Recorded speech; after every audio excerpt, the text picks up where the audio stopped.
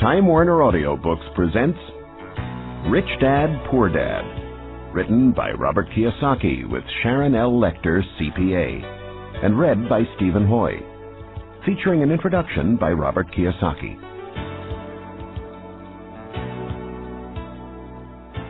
I had two fathers, a rich one and a poor one. One was highly educated and intelligent. He had a PhD and completed 4 years of undergraduate work in less than 2 years. The other father never finished the 8th grade. Both of them were successful in their careers, working hard all their lives. Both earned substantial incomes, yet one struggled financially all his life. The other would become one of the richest men in Hawaii. One died leaving tens of millions of dollars to his family, charities, and his church. The other left bills to be paid. Both men were strong, charismatic, and influential. Both men offered me advice, but they did not advise the same things. Both men believed strongly in education, but did not recommend the same course of study. If I had had only one dad, I would have had to accept or reject his advice. Having two dads advising me offered me the choice of contrasting points of view, one of a rich man and one of a poor man. Instead of simply accepting or rejecting one or the other, I found myself thinking more, comparing, and then choosing for myself. The problem was, the rich man was not rich yet, and the poor man not yet poor. Both were just starting out on their careers, and both were struggling with money and families. But they had very different points of view about the subject of money. For example, one dad would say, "The love of money is the root of all evil." The other, "The lack of money is the root of all evil." As a young boy, having two strong fathers, both influencing me, was difficult. I wanted to be a good son and listen, but the two fathers did not say the same things. The contrast in their points of view, particularly where money was concerned, was so extreme that I grew curious and intrigued. I began to start thinking for long periods of time about what each was saying. Much of my private time was spent reflecting, asking myself questions such as, "Why does he say that?" And then asking the same question of the other dad's statement. It would have been much easier to simply say, "Yeah, he's right, I agree with that," or to simply reject the point of view by saying, "The old man doesn't know what he's talking about." Instead, having two dads whom I love forced me to think and ultimately choose a way of thinking for myself. As a process, choosing to think for myself turned out to be much more valuable in the long run, rather than simply accepting or rejecting a single point of view.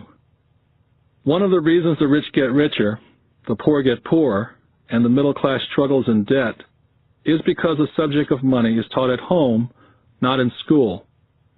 Most of us learn about money from our parents. So what can a poor parent tell their child about money? They simply say, "Stay in school and study hard." The child may graduate with excellent grades, but with a poor person's financial programming and mindset. It was learned while the child was young. Money is not taught in schools. Schools focus on scholastic and professional skills, but not financial skills. This explains how smart bankers, doctors, and accountants who earned excellent grades in school may still struggle financially all their lives. Our staggering national debt is due in large part to highly educated politicians and government officials making financial decisions with little or no training on the subject of money. I often look ahead to the new millennium and wonder what will happen when we have millions of people who will need financial and medical assistance.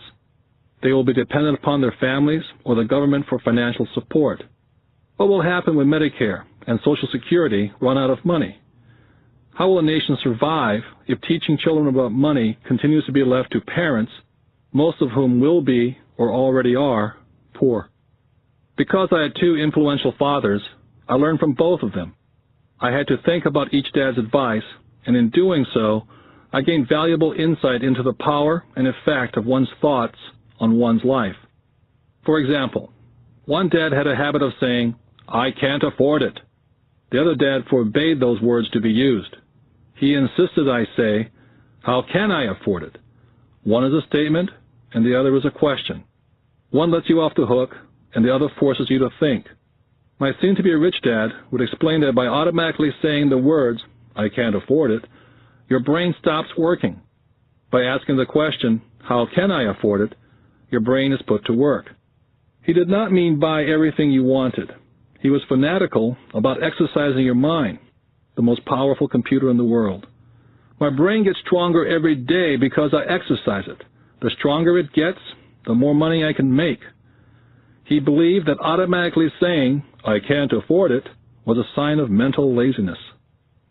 Although both dads worked hard, I noticed that one dad had a habit of putting his brain to sleep when it came to money matters, and the other had a habit of exercising his brain. The long-term result was that one dad grew stronger financially and the other grew weaker. It is not much different from a person who goes to the gym to exercise on a regular basis versus someone who sits on the couch watching television. Proper physical exercise increases your chances for health, and proper mental exercise increases your chances for wealth. Laziness decreases both health and wealth. My two dads had opposing attitudes and thought. One dad thought that the rich should pay more in taxes and take care of those less fortunate. The other said, taxes punish those who produce and reward those who don't produce. One dad recommended, study hard so you can find a good company to work for. The other recommended, study hard so you can find a good company to buy. One dad said, the reason I'm not rich is because I have you kids. The other said, the reason I must be rich is because I have you kids. One dad encouraged talking about money and business at the dinner table. The other forbade the subject of money to be discussed over a meal. One said, when it comes to money, play it safe and don't take risks. The other said, learn to manage risk. One believed, our home is our largest investment and our greatest asset. The other believed, my house is a liability, and if your house is your largest investment, you're in trouble. Both dads paid their bills on time, yet one paid his bills first, while the other paid his bills last. Being a product of two strong dads allowed me the luxury of observing the effects different thoughts have on one's life. I noticed that people really do shape their life through their thoughts. For example, my poor dad always said, I'll never be rich, and that prophecy became reality. My rich dad, on the other hand, always referred to himself as rich. He would say things like, I'm a rich man, and rich people don't do this. Even when he was flat broke, after a major financial setback, he continued to refer to himself as a rich man. He would cover himself by saying, there is a difference between being poor and being broke. Broke is temporary, and poor is eternal. My poor dad would also say, I'm not interested in money, or money doesn't matter. My rich dad always said, money is power. The power of our thoughts may never be measured or appreciated, but it became obvious to me as a young boy to be aware of my thoughts and how I expressed myself. I noticed that my poor dad was poor not because of the amount of money he earned, which was significant, but because of his thoughts and his actions. As a young boy, having two fathers, I became acutely aware of being careful which thoughts I chose to adopt as my own.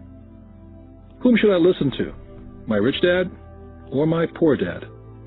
Although both men had tremendous respect for education and learning, they disagreed in what they thought was important to learn.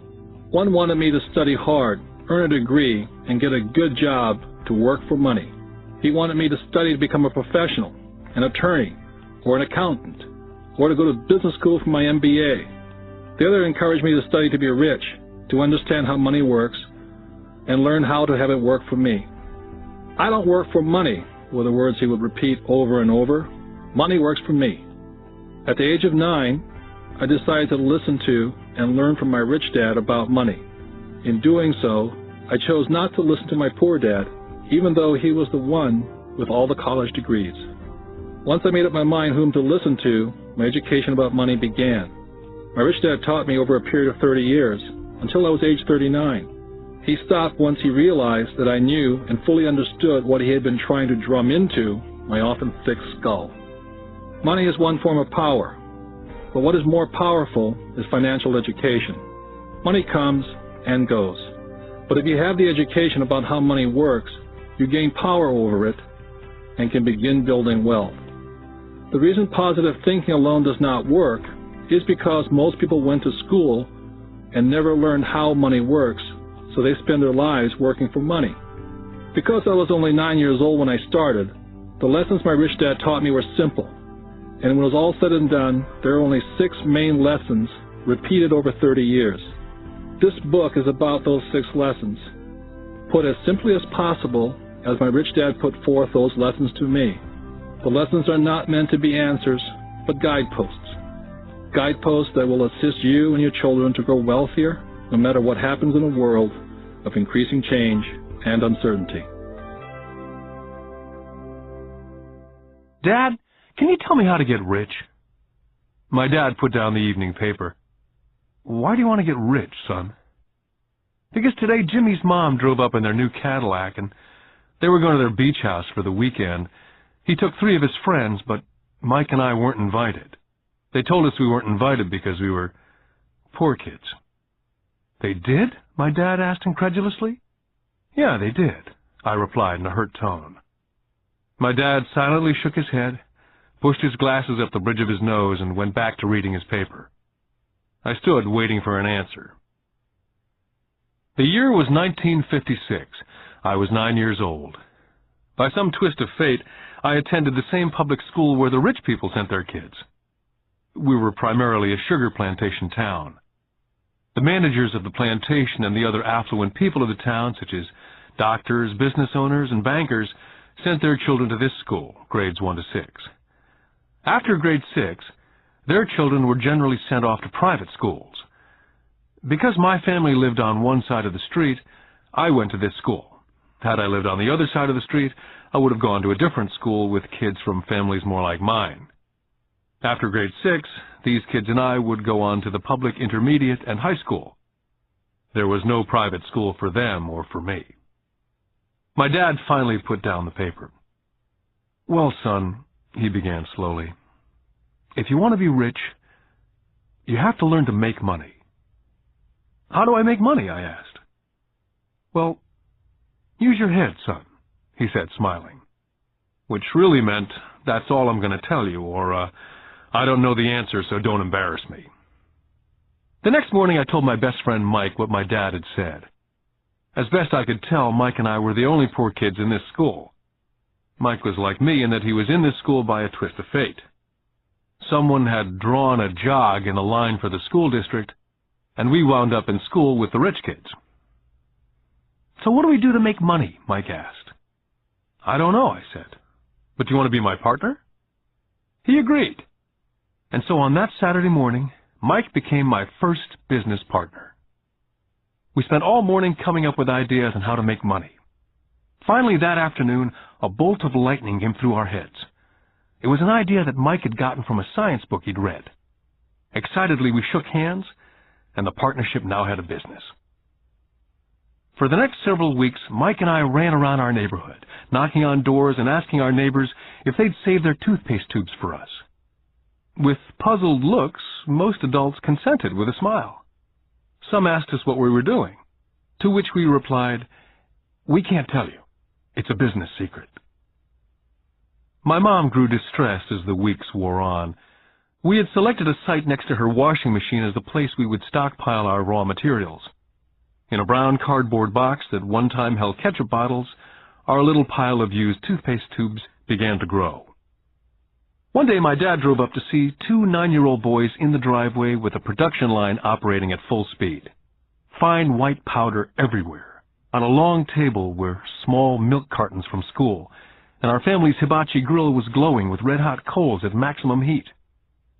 Dad walked up cautiously, having to park the car at the base of the driveway, since the production line blocked the carport.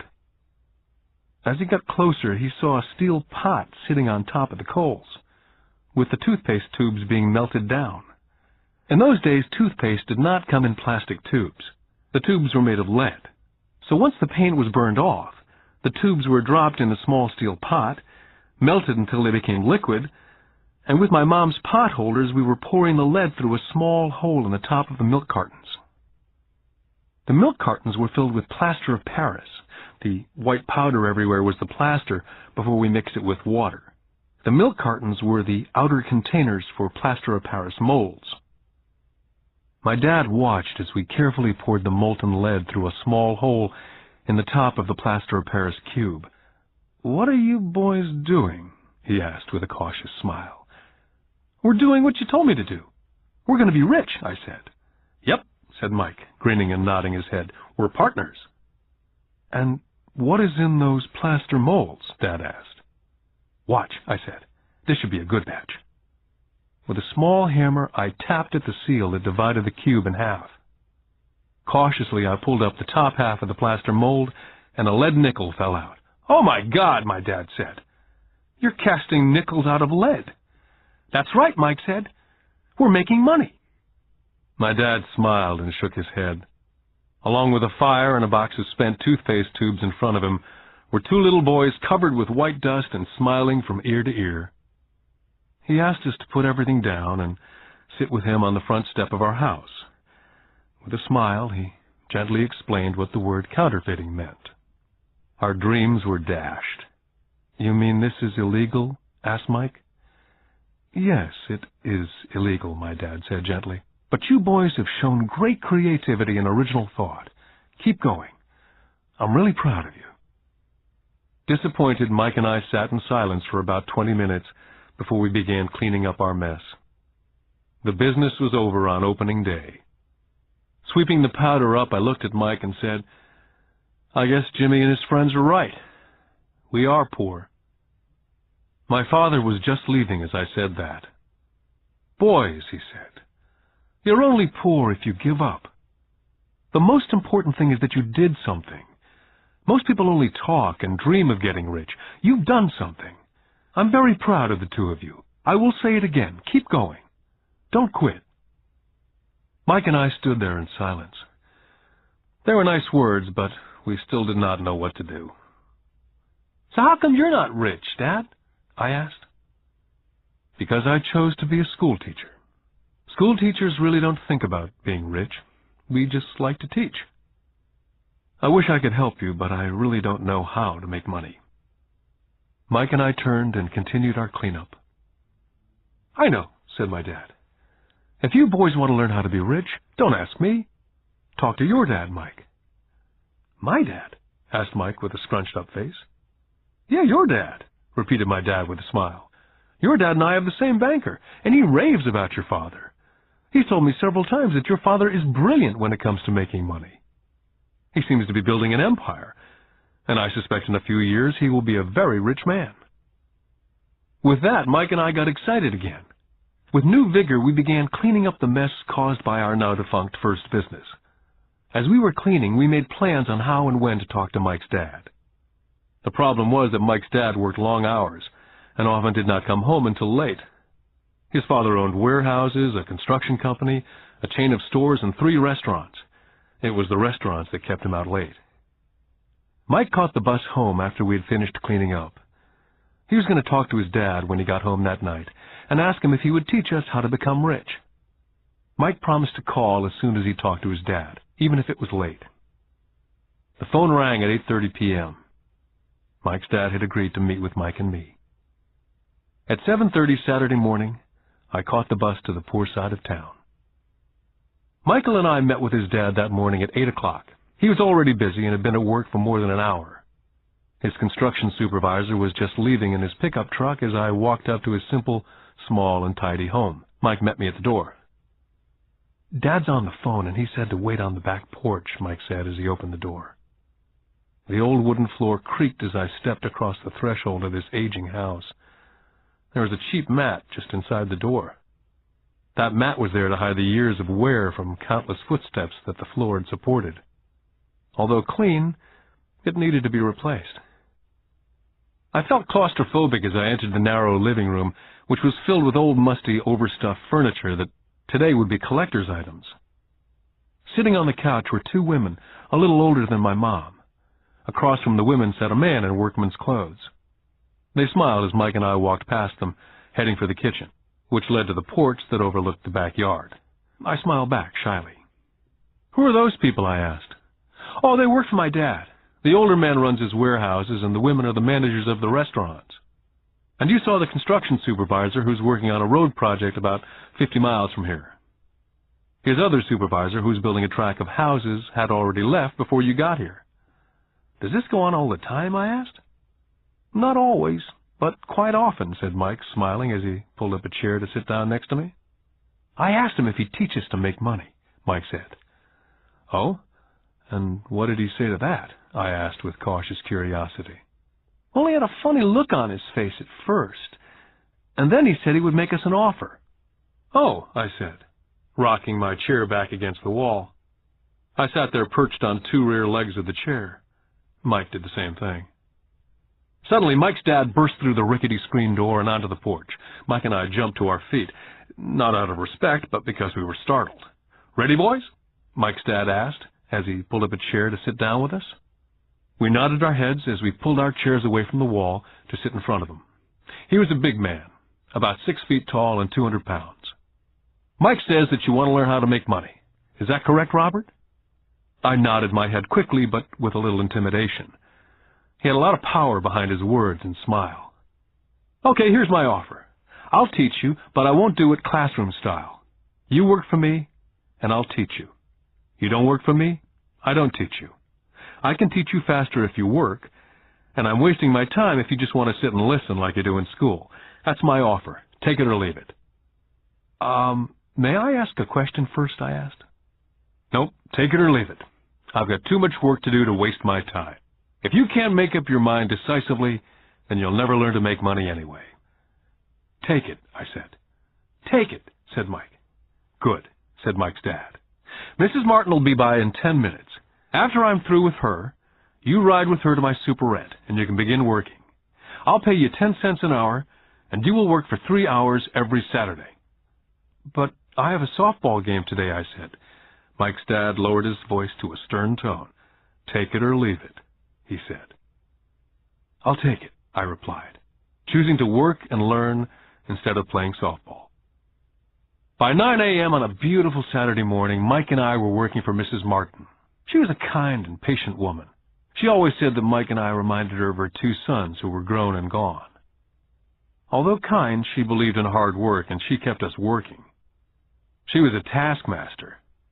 We spent 3 hours taking canned goods off the shelves, and with a feather duster, brushing each can to get the dust off, and then restacking them neatly. It was excruciatingly boring work. For 3 weeks, Mike and I reported to Mrs. Martin and worked our 3 hours. By noon, our work was over, and she dropped 3 little dimes in each of our hands. Now, even at the age of 9 in the mid-50s, 30 cents was not too exciting. Comic books cost 10 cents back then, so I usually spent my money on comic books and went home. By Wednesday of the 4th week, I was ready to quit. I had agreed to work only because I wanted to learn to make money from Mike's dad. And now I was a slave for 10 cents an hour.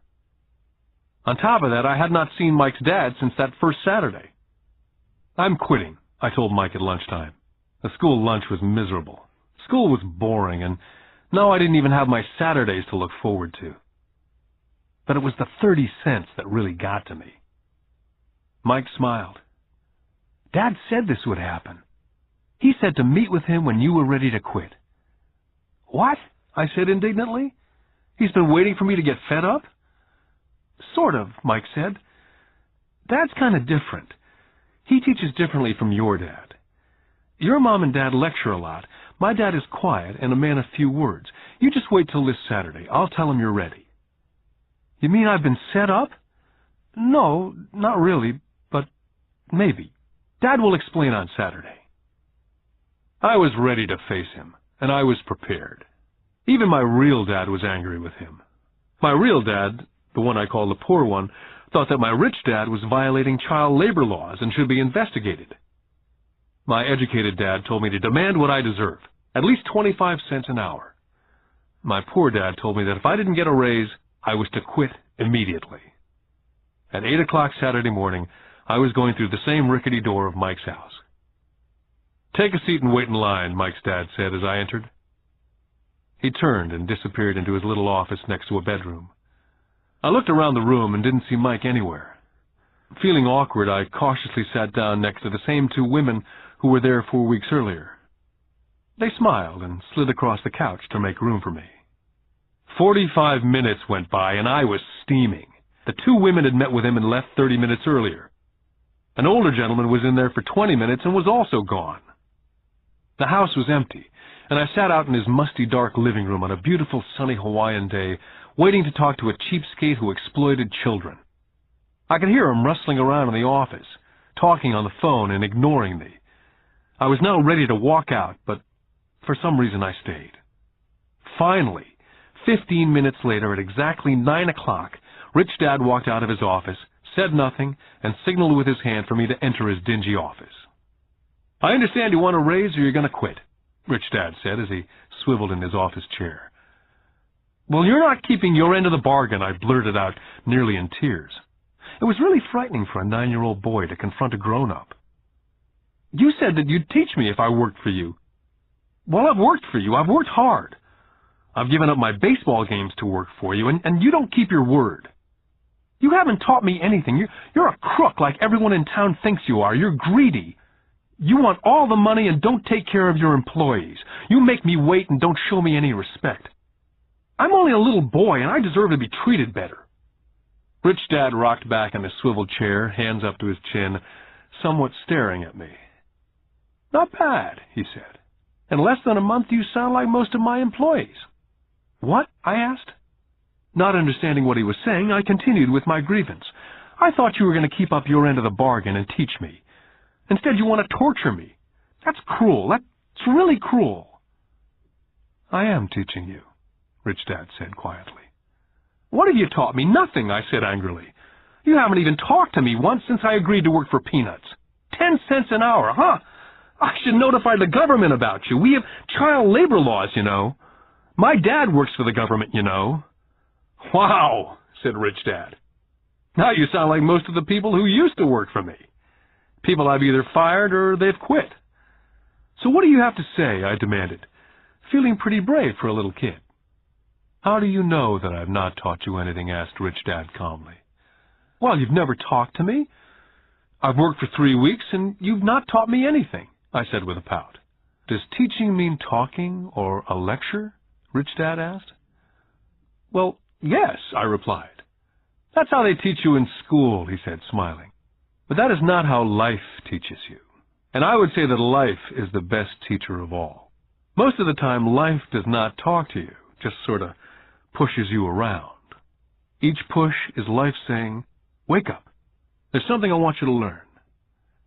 I had no idea what he was talking about. Life pushes all of us around. Some give up, others fight. A few learn the lesson and move on. They welcome life pushing them around. To these few people, it means they need and want to learn something. They learn and move on. Most quit, and a few like you fight. Rich Dad stood and shut the creaky old wooden window that needed repair. "If you learn this lesson, you will grow into a wise, wealthy, and happy young man.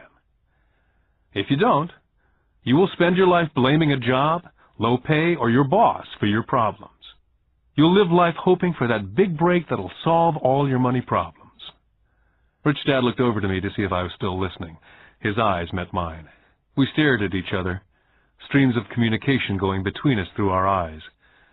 Finally, I pulled away once I had absorbed his last message. I knew he was right. I was blaming him, and I did ask to learn. I was fighting. Rich Dad continued, "Or if you're the kind of person who has no guts, you just give up every time life pushes you. If you're that kind of person, you'll live all your life playing it safe, doing the right things, saving yourself for some event that never happens. Then you die a boring old man. You'll have lots of friends who'll really like you because you were such a nice, hard-working guy.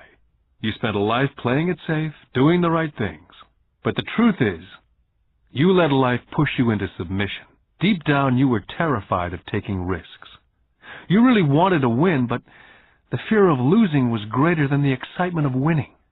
Deep inside, you and only you will know that you didn't go for it. You chose to play it safe." Our eyes met again. For 10 seconds, we looked at each other, only pulling away once the message was received. "You've been pushing me around?" I asked. "Some people might say that," smiled Rich Dad. "I would say that I just gave you a taste of life." "What taste of life?" I asked, still angry but not curious. "You boys are the first people that have ever asked me to teach them how to make money. I have more than 150 employees, and not one of them has asked me what I know about money. They ask me for a job and a paycheck, but never to teach them about money. So most will spend the best years of their lives working for money, not really understanding what it is they're working for." I sat there listening intently. "So when Mike told me about you wanting to learn how to make money, I decided to design a course that was close to real life. I could talk till I was blue in the face, but you wouldn't hear a thing. So I decided to let life push you around a bit so you could hear me. That's why I only paid you 10 cents. "So what is the lesson I learned from working for only 10 cents an hour?" I asked. "That you're cheap and exploit your workers?" Rich Dad laughed heartily.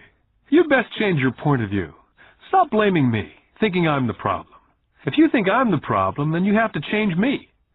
If you realize that you're the problem, then you can change yourself, learn something, and grow wiser." "But you only pay me 10 cents. "So what are you learning?" Rich Dad asked, smiling. "That you're cheap," I said with a sly grin. "See, you think I'm the problem," said Rich Dad. "But you are. Well, keep that attitude and you learn nothing. Keep the attitude that I'm the problem, and what choices do you have?"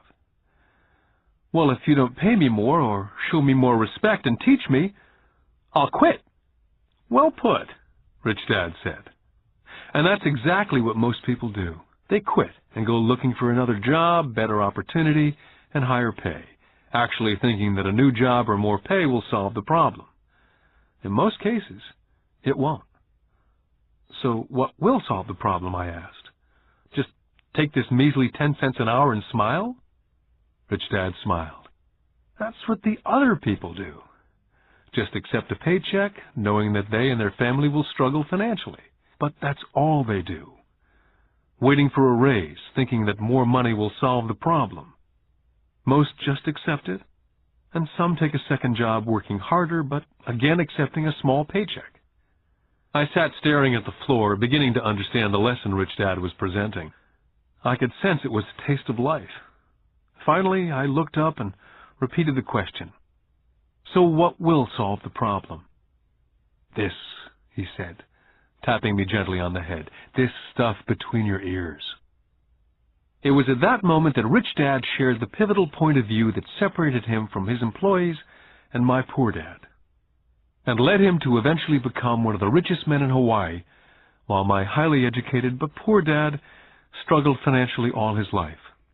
It was a singular point of view that made all the difference over a lifetime. Rich Dad said over and over this point of view, which I call lesson number 1. The rich don't work for money. On that bright Saturday morning, I was learning a completely different point of view from what I'd been taught by my poor dad. At the age of 9, I grew aware that both dads wanted me to learn. Both dads encouraged me to study, but not the same things. My highly educated dad recommended that I do what he did. "Son, I want you to study hard, get good grades, so you can find a safe, secure job with a big company, and make sure it has excellent benefits." My rich dad wanted me to learn how money works, so I could make it work for me. These lessons I would learn through life with his guidance, not because of a classroom. My rich dad continued my first lesson. "I'm glad you get angry about working for 10 cents an hour. If you'd not gotten angry, and had gladly accepted it, I would have to tell you that I could not teach you.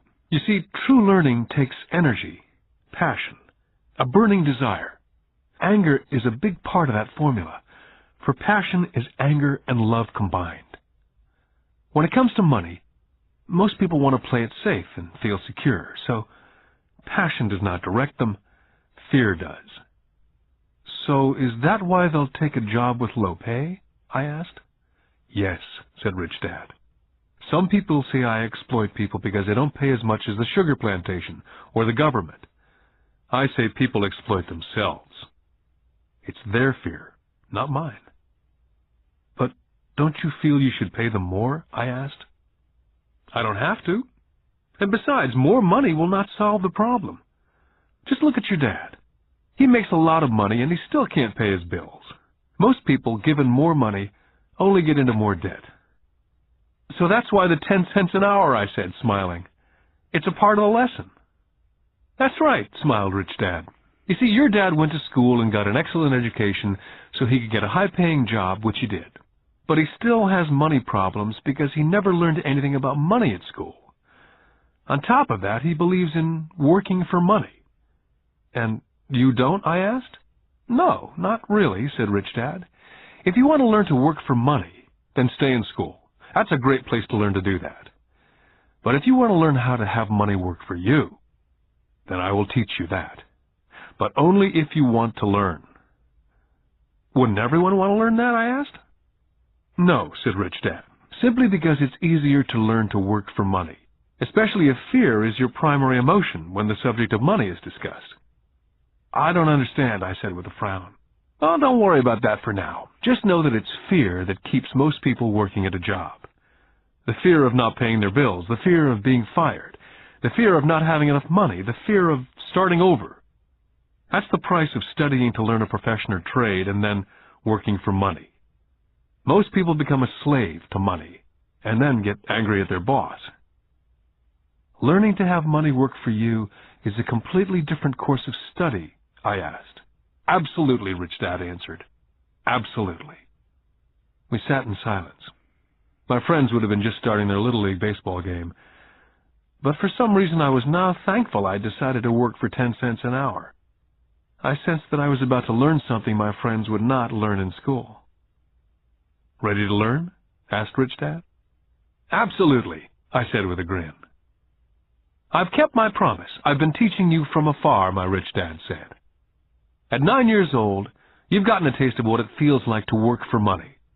Just multiply your last month by 50 years, and you'll have an idea of what most people spend their life doing. I don't understand, I said. How did you feel waiting in line to see me? Once to get hired and once to ask for more money. Terrible, I said. If you choose to work for money, that is what life is like for many people, said Rich Dad. And how did you feel when Mrs. Martin dropped 3 dimes in your hand for 3 hours' work? I felt like it wasn't enough. It seemed like nothing. I was disappointed, I said. And that is how most employees feel when they look at their paychecks, especially after all the tax and other deductions are taken out. At least you got 100%. You mean most workers don't get paid everything? I asked with amazement. Heavens, no, said Rich Dad. The government always takes its share first. How do they do that? I asked. Taxes, said Rich Dad.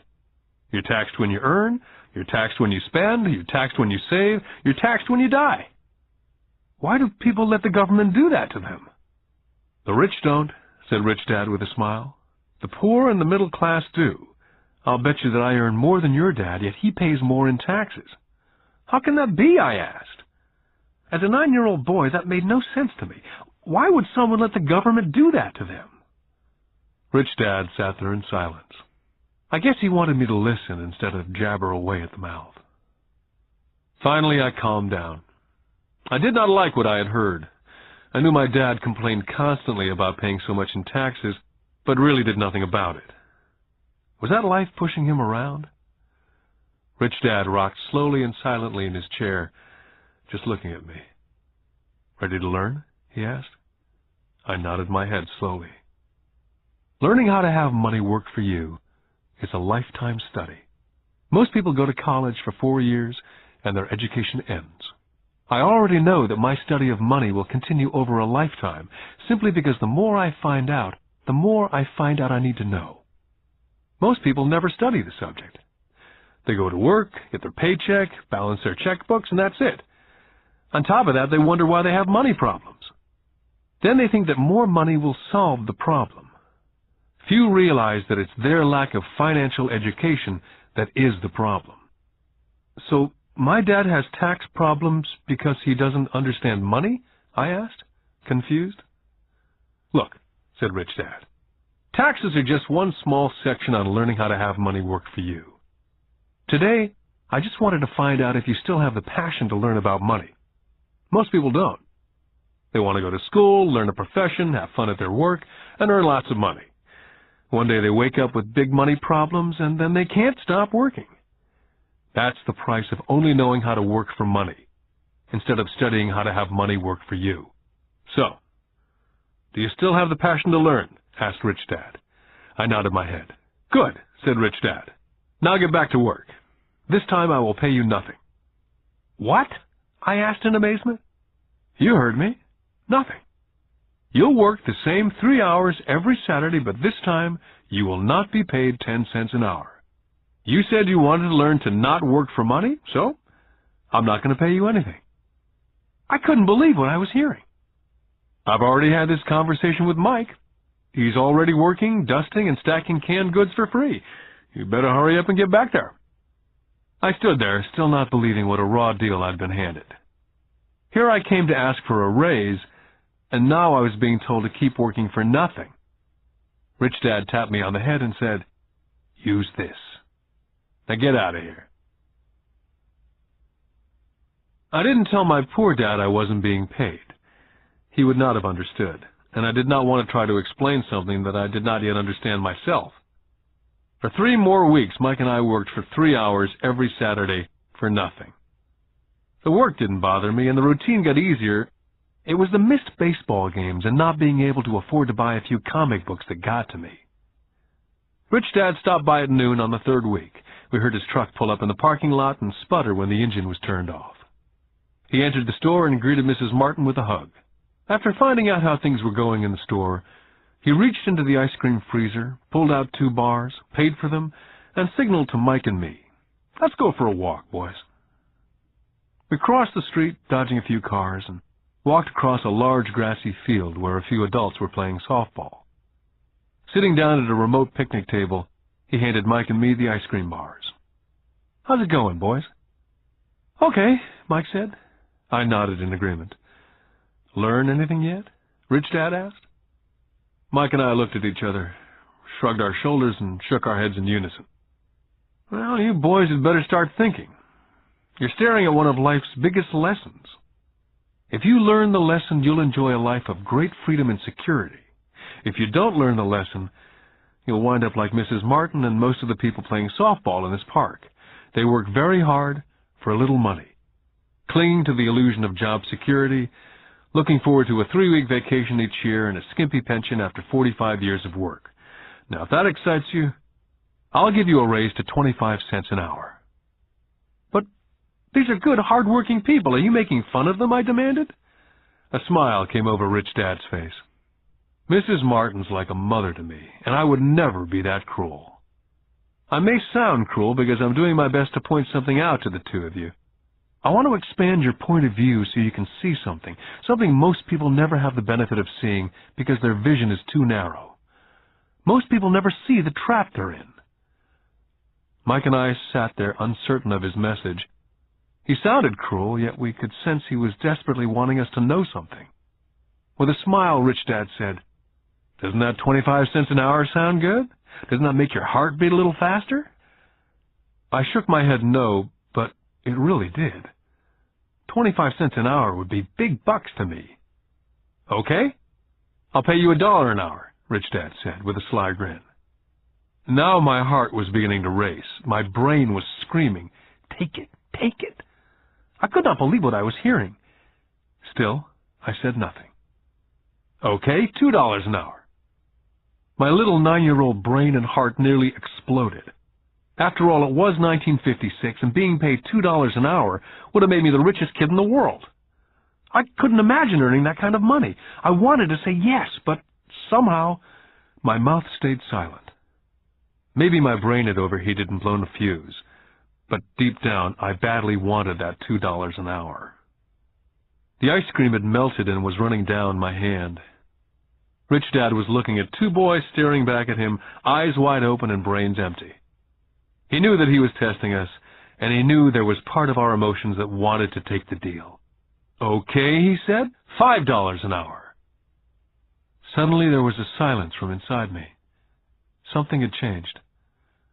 The offer was too big, and had gotten ridiculous. Not too many grown-ups in 1956 made more than $5 an hour. The temptation disappeared and a calm set in. Slowly I turned to my left to look at Mike. He looked back at me. The part of my soul that was weak and needy was silenced. The part of me that had no price took over. There was a calm and a certainty about money that entered my brain and my soul. I knew Mike had gotten to that point also. "Good," Rich Dad said softly. "Most people have a price. And they have a price because of human emotions named fear and greed. First, the fear of being without money motivates us to work hard. And then once we get that paycheck, greed or desire starts us thinking about all the wonderful things money can buy. The pattern is then set." "What pattern?" I asked. "The pattern of get up, go to work, pay bills, get up, go to work, pay bills." Their lives are then run forever by two emotions, fear and greed. Offer them more money, and they continue the cycle by also increasing their spending. This is what I call the rat race. "There is another way?" Mike asked. "Yes," said Rich Dad slowly, "but only a few people find it." "And what is that way?" Mike asked. "That's what I hope you boys will find out as you work and study with me. That is why I took away all forms of pay." "Any hints?" Mike asked. "We're kind of tired of working hard, especially for nothing." "Well, the first step is telling the truth," said Rich Dad. "We haven't been lying," I said. "I did not say you were lying. I said to tell the truth," Rich Dad came back. "The truth about what?" I asked. "How you're feeling," Rich Dad said. "You don't have to say it to anyone else, just yourself." "You mean the people in this park, the people who work for you, Mrs. Martin, they don't do that?" I asked. "I doubt it," Rich Dad said. "Instead, they feel the fear of not having money. Instead of confronting the fear, they react instead of think. They react emotionally instead of using their heads," Rich Dad said, tapping us on our heads. "Then they get a few bucks in their hands, and again the emotion of joy and desire and greed take over. And again they react instead of think." "So their emotions do their thinking," Mike said. "That's correct," said Rich Dad.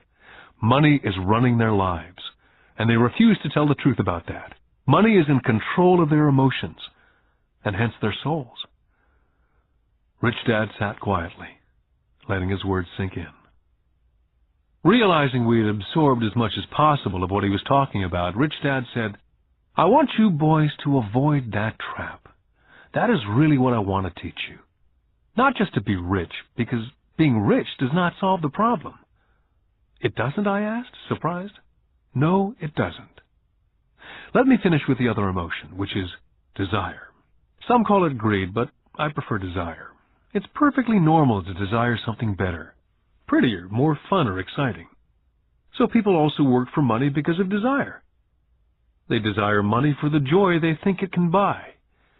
But the joy that money brings is often short-lived, and they soon need more money for more joy, more pleasure, more comfort, more security. So they keep working, thinking money will soothe their souls that are troubled by fear and desire. But money cannot do that. "Even for rich people?" Mike asked. "Rich people included," said Rich Dad. "In fact, the reason many rich people are rich is not because of desire, but because of fear. They actually think that money can eliminate that fear of not having money, of being poor. So they amass tons of it only to find out that the fear gets worse. They now fear losing it. I have friends who keep on working even though they have plenty. I know people who have millions who are more afraid now than when they were poor. They're terrified of losing all their money. I want to teach you to master the power of money, not be afraid of it. And they don't teach that in school. If you don't learn it, you can become a slave to money." It was finally making sense.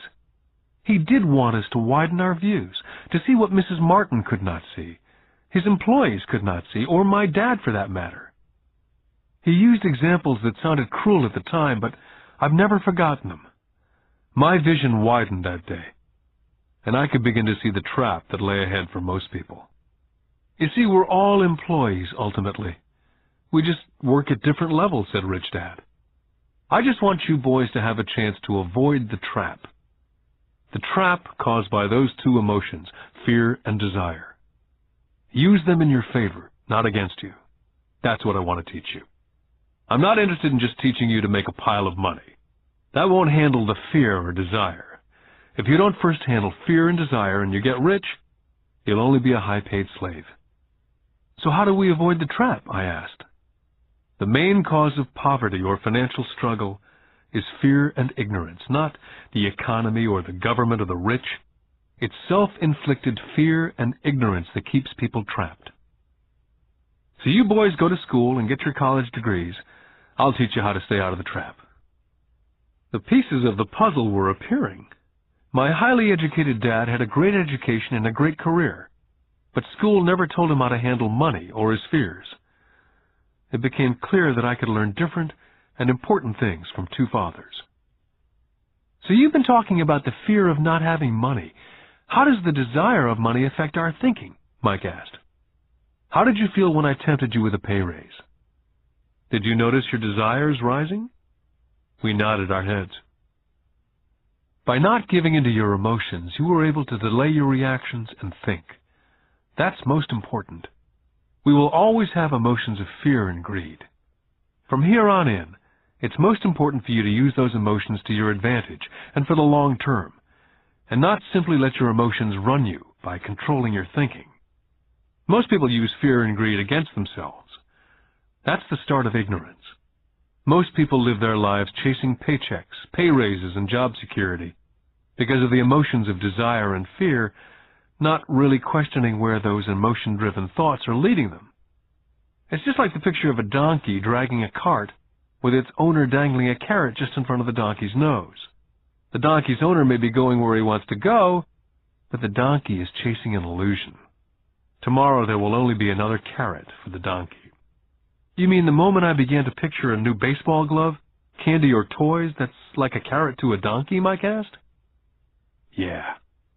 And as you get older, your toys get more expensive.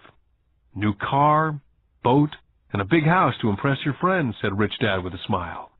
Fear pushes you out the door, and desire calls to you, enticing you toward the rocks. That's the trap. So what's the answer? Mike asked. What intensifies fear and desire is ignorance. That's why rich people with lots of money often have more fear the richer they get. Money is the carrot, the illusion. Rich Dad went on to explain that a human's life is a struggle between ignorance and illumination. He explained that once a person stops searching for information and knowledge of oneself, ignorance sets in. That struggle is a moment-to-moment decision to learn to open or close one's mind. Look, school is very, very important. You go to school to learn a skill or a profession so as to be a contributing member of society. Every culture needs teachers, doctors, mechanics, artists, cooks, business people, police officers, firefighters, soldiers. Schools train them so our culture can thrive and flourish, said Rich Dad. Unfortunately for many people, school is the end, not the beginning. What does ignorance have to do with greed and fear, I asked. Because it's ignorance about money that causes so much greed and so much fear, said Rich Dad. Let me give you some examples. A doctor wanting more money to better provide for his family raises his fees. By raising his fees, it makes healthcare more expensive for everyone. Now it hurts the poor people the most, so poor people have worse health than those with money. Because the doctors raise their rates, the attorneys raise their rates. Because the attorneys' rates have gone up, school teachers want a raise, which raises our taxes, and on and on and on. Soon there will be such a horrifying gap between the rich and the poor that chaos will break out, and another great civilization will collapse. Great civilizations collapsed when the gap between the haves and the have-nots was too great. America's on the same course, proving once again that history repeats itself, because we do not learn from history. We only memorize historical dates and names, not the lesson. Aren't prices supposed to go up, I asked. Not in an educated society with a well-run government. Prices should actually come down. Of course, that's often only true in theory. Prices go up because of greed and fear caused by ignorance. If schools taught people about money, there would be more money and lower prices. But schools only focus on teaching people to work for money, not how to harness money's power. But don't we have business schools, Mike asked? Aren't you encouraging me to go to business school for my master's degree? Yes, said Rich Dad. But all too often business schools train employees who are sophisticated bean counters. Heaven forbid a bean counter takes over a business. All they do is look at the numbers, fire people, and kill the business. I know because I hire bean counters. All they think about is cutting costs and raising prices, which causes more problems. Bean counting is important. I wish more people knew it, but it too is not the whole picture, added Rich Dad angrily. So is there an answer? Asked Mike. Yes, said Rich Dad. Learn to use your emotions to think, not think with your emotions. When you boys mastered your emotions, first by agreeing to work for free, I knew there was hope. When you again resisted your emotions when I tempted you with more money, you were again learning to think in spite of being emotionally charged. That's the first step. Can you tell the difference between emotions thinking and the head thinking? Mike asked. Oh, yes, I hear it all the time, said Rich Dad. I hear things like, well, everyone has to work, or the rich are crooks, or I'll get another job, I deserve this raise.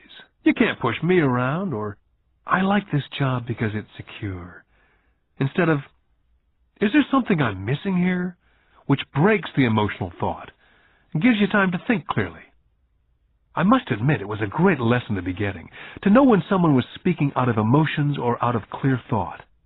It was a lesson that served me well for life, especially when I was the one speaking out of reaction and not from clear thought. As we headed back to the store, Rich Dad explained that the rich really did make money. They did not work for it. He went on to explain that when Mike and I were casting 5-cent pieces out of lead, thinking we were making money, we were very close to thinking the way rich people think. The problem was that it was illegal for us to do it. Rich Dad went on to explain that the rich know that money is an illusion, truly like the carrot for the donkey. It's only out of fear and greed that the illusion of money is held together by billions of people thinking that money is real. Money is really made up. It was only because of the illusion of confidence and the ignorance of the masses that the house of cards stood standing. In fact, he said, in many ways the donkey's carrot was more valuable than money. As he climbed into his pickup truck outside of his little convenience store, he said, "Keep working, boys. But the sooner you forget about needing a paycheck, the easier your adult life will be. Keep using your brain. Work for free. And soon your mind will show you ways of making money far beyond what I could ever pay you. You'll begin to see opportunities right in front of you that in the past would have gone unnoticed." Mike and I picked up our things from the store and waved goodbye to Mrs. Martin. We went back to the park, to the same picnic bench, and spent several more hours thinking and talking. We spent the next week at school thinking and talking. For 2 more weeks, we kept thinking and talking and working for free. At the end of the second Saturday, I was again saying goodbye to Mrs. Martin and looking at the comic book stand with a longing gaze. The hard thing about not even getting 30 cents every Saturday was that I didn't have any money to buy comic books. Suddenly, as Mrs. Martin was saying goodbye to Mike and me, I saw something she was doing that I'd never seen her do before. I mean, I'd seen her do it, but I never took notice of it. Mrs. Martin was cutting the front page of the comic book in half. She was keeping the top half of the comic book cover and throwing the rest of the comic book into a large brown cardboard box. When I asked her what she did with the comic books, she said, "I throw them away. I give the top half of the cover back to the comic book distributor for credit when he brings in the new comics. He's coming in an hour." Mike and I waited for an hour.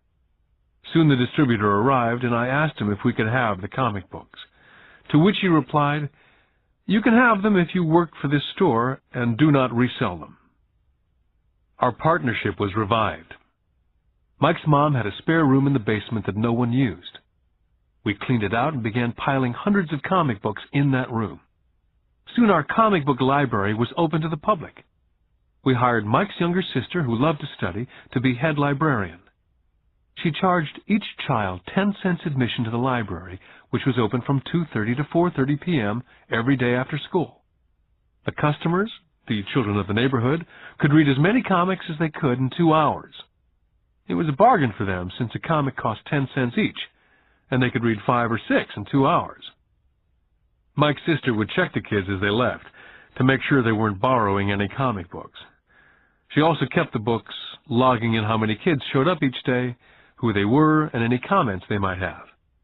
Mike and I averaged $9.50 per week over a 3-month period.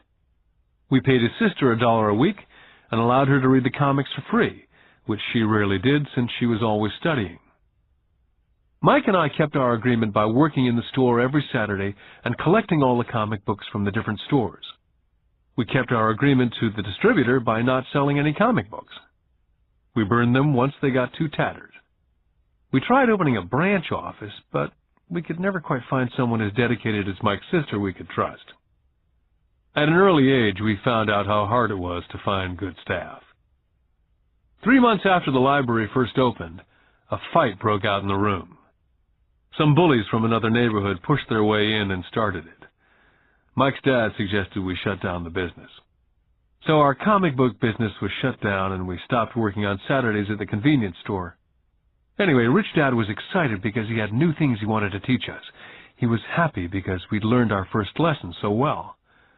We'd learned to have money work for us. By not getting paid for our work at the store, we were forced to use our imaginations to identify an opportunity to make money. By starting our own business, the comic book library, we were in control of our own finances, not dependent on an employer. The best part was that our business generated money for us, even when we weren't physically there. Our money worked for us. Instead of paying us money, Rich Dad had given us so much more. Lesson 2. Why Teach Financial Literacy?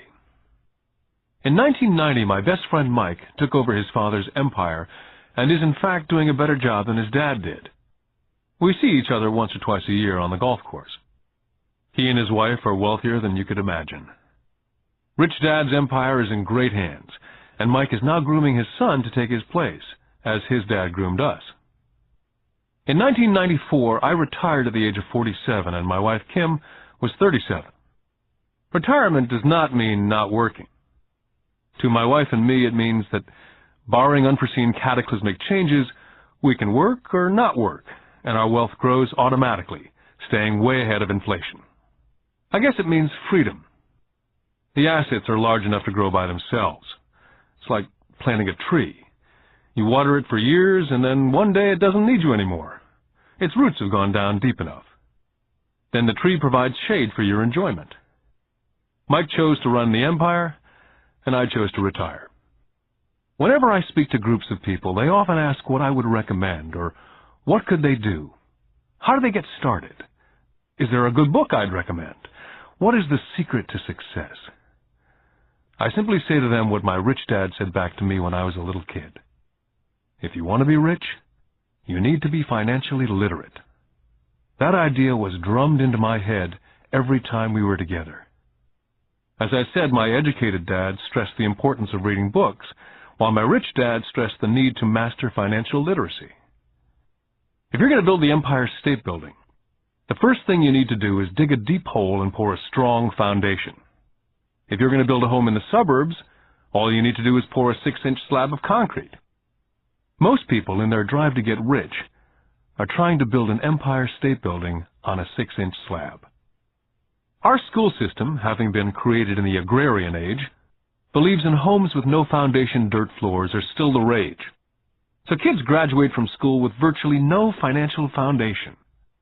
One day, sleepless and deep in debt in suburbia, living the American dream, they decide that the answer to their financial problems is to find a way to get rich quick. Construction on a skyscraper begins. It goes up quickly, and soon, instead of the Empire State Building, we have the Leaning Tower of suburbia. The sleepless nights return. As for Mike and me in our adult years, both of our choices were possible, because we were taught to pour a strong financial foundation when we were just kids. Now, accounting is possibly the most boring subject in the world. It also could be the most confusing. But if you want to be rich, long term, it could be the most important subject. The question is, how do you take a boring and confusing subject and teach it to kids? The answer is, make it simple. My rich dad poured a strong financial foundation for Mike and me. Since we were just kids, he created a simple way to teach us. For years, he only drew pictures and used words. Mike and I understood the simple drawings, the jargon, the movement of money. And then in later years, Rich Dad began adding numbers. Most importantly, you must know the difference between an asset and a liability, and buy assets. If you want to be rich, this is all you need to know. It is rule number 1. It is the only rule. This may sound absurdly simple, but most people have no idea how profound this rule is. Most people struggle financially because they do not know the difference between an asset and a liability. Rich people acquire assets. The poor and middle class acquire liabilities, but they think they are assets. When Rich Dad explained this to Mike and me, we thought he was kidding. Here we were nearly teenagers and waiting for the secret to get rich, and this was his answer. It was so simple that we had to stop for a long time to think about it. If it's that simple, how come everyone's not rich? I asked. Rich Dad smiled, because people do not know the difference between an asset and a liability. I remember asking, how could adults be so silly? If it's that simple, if it's that important, why would everyone not want to find out? It took our Rich Dad only a few minutes to explain what assets and liabilities were. To teach preteen boys, Rich Dad kept everything simple, using as many pictures as possible, as few words as possible, and no numbers for years. My Rich Dad simply drew a vertical box with a line through the middle. The top half was for income, and the bottom half was for expenses. Then beneath that box, he drew another box horizontally, which he divided into a left half for assets and a right half for liabilities. The income statement, often called a profit and loss statement, measures income and expenses, money in or money out. The second set of boxes is the balance sheet. It's called that because it's supposed to balance assets against liabilities. That relationship is vital to understand.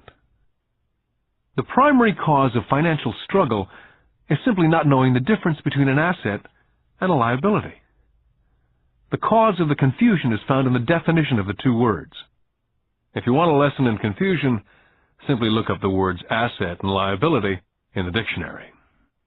So my Rich Dad simply told two young boys the following. An asset is something that puts money in my pocket. A liability is something that takes money out of my pocket.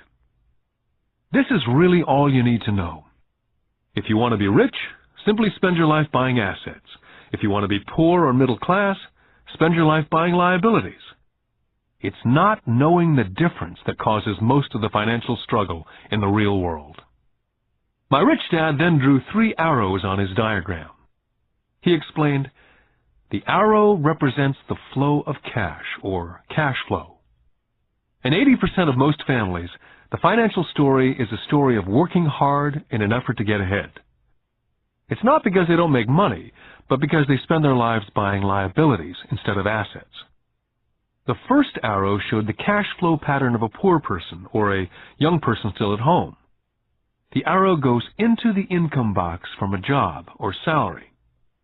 It then continues into the expense box.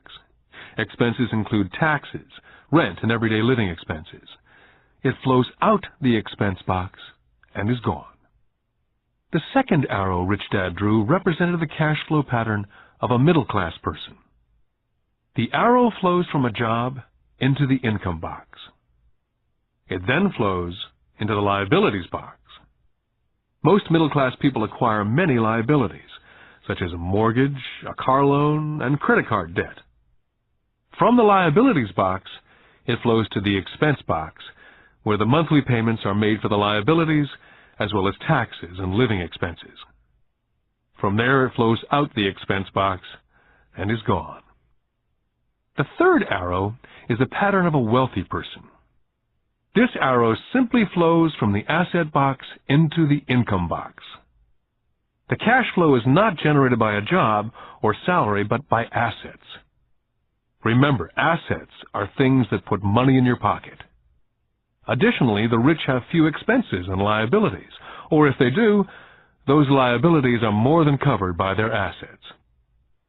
Examples such as these are oversimplified. Everyone has living expenses, the need for food, shelter, and clothing. The diagrams Rich Dad drew show the flow of cash through a poor, middle class, or wealthy person's life. It's the cash flow that tells the story. It's the story of how a person handles their money, what they do after they get the money in their hand. I cringe whenever I hear people ask me how to get rich quicker. Or how do they start? I often hear, I'm in debt, so I need to make more money. But more money will often not solve the problem. In fact, it may actually accelerate the problem. Money often makes obvious our tragic human flaws. Money often puts a spotlight on what we do not know. That's why, all too often, a person who comes into a sudden windfall of cash, let's say an inheritance, a pay raise, or lottery winnings, soon returns to the same financial mess, if not worse than the mess they were in before they received the money. Money only accentuates the cash flow pattern running in your head. If your pattern is to spend everything you get, most likely an increase in cash will just result in an increase in spending. Thus the saying, a fool and his money is one big party.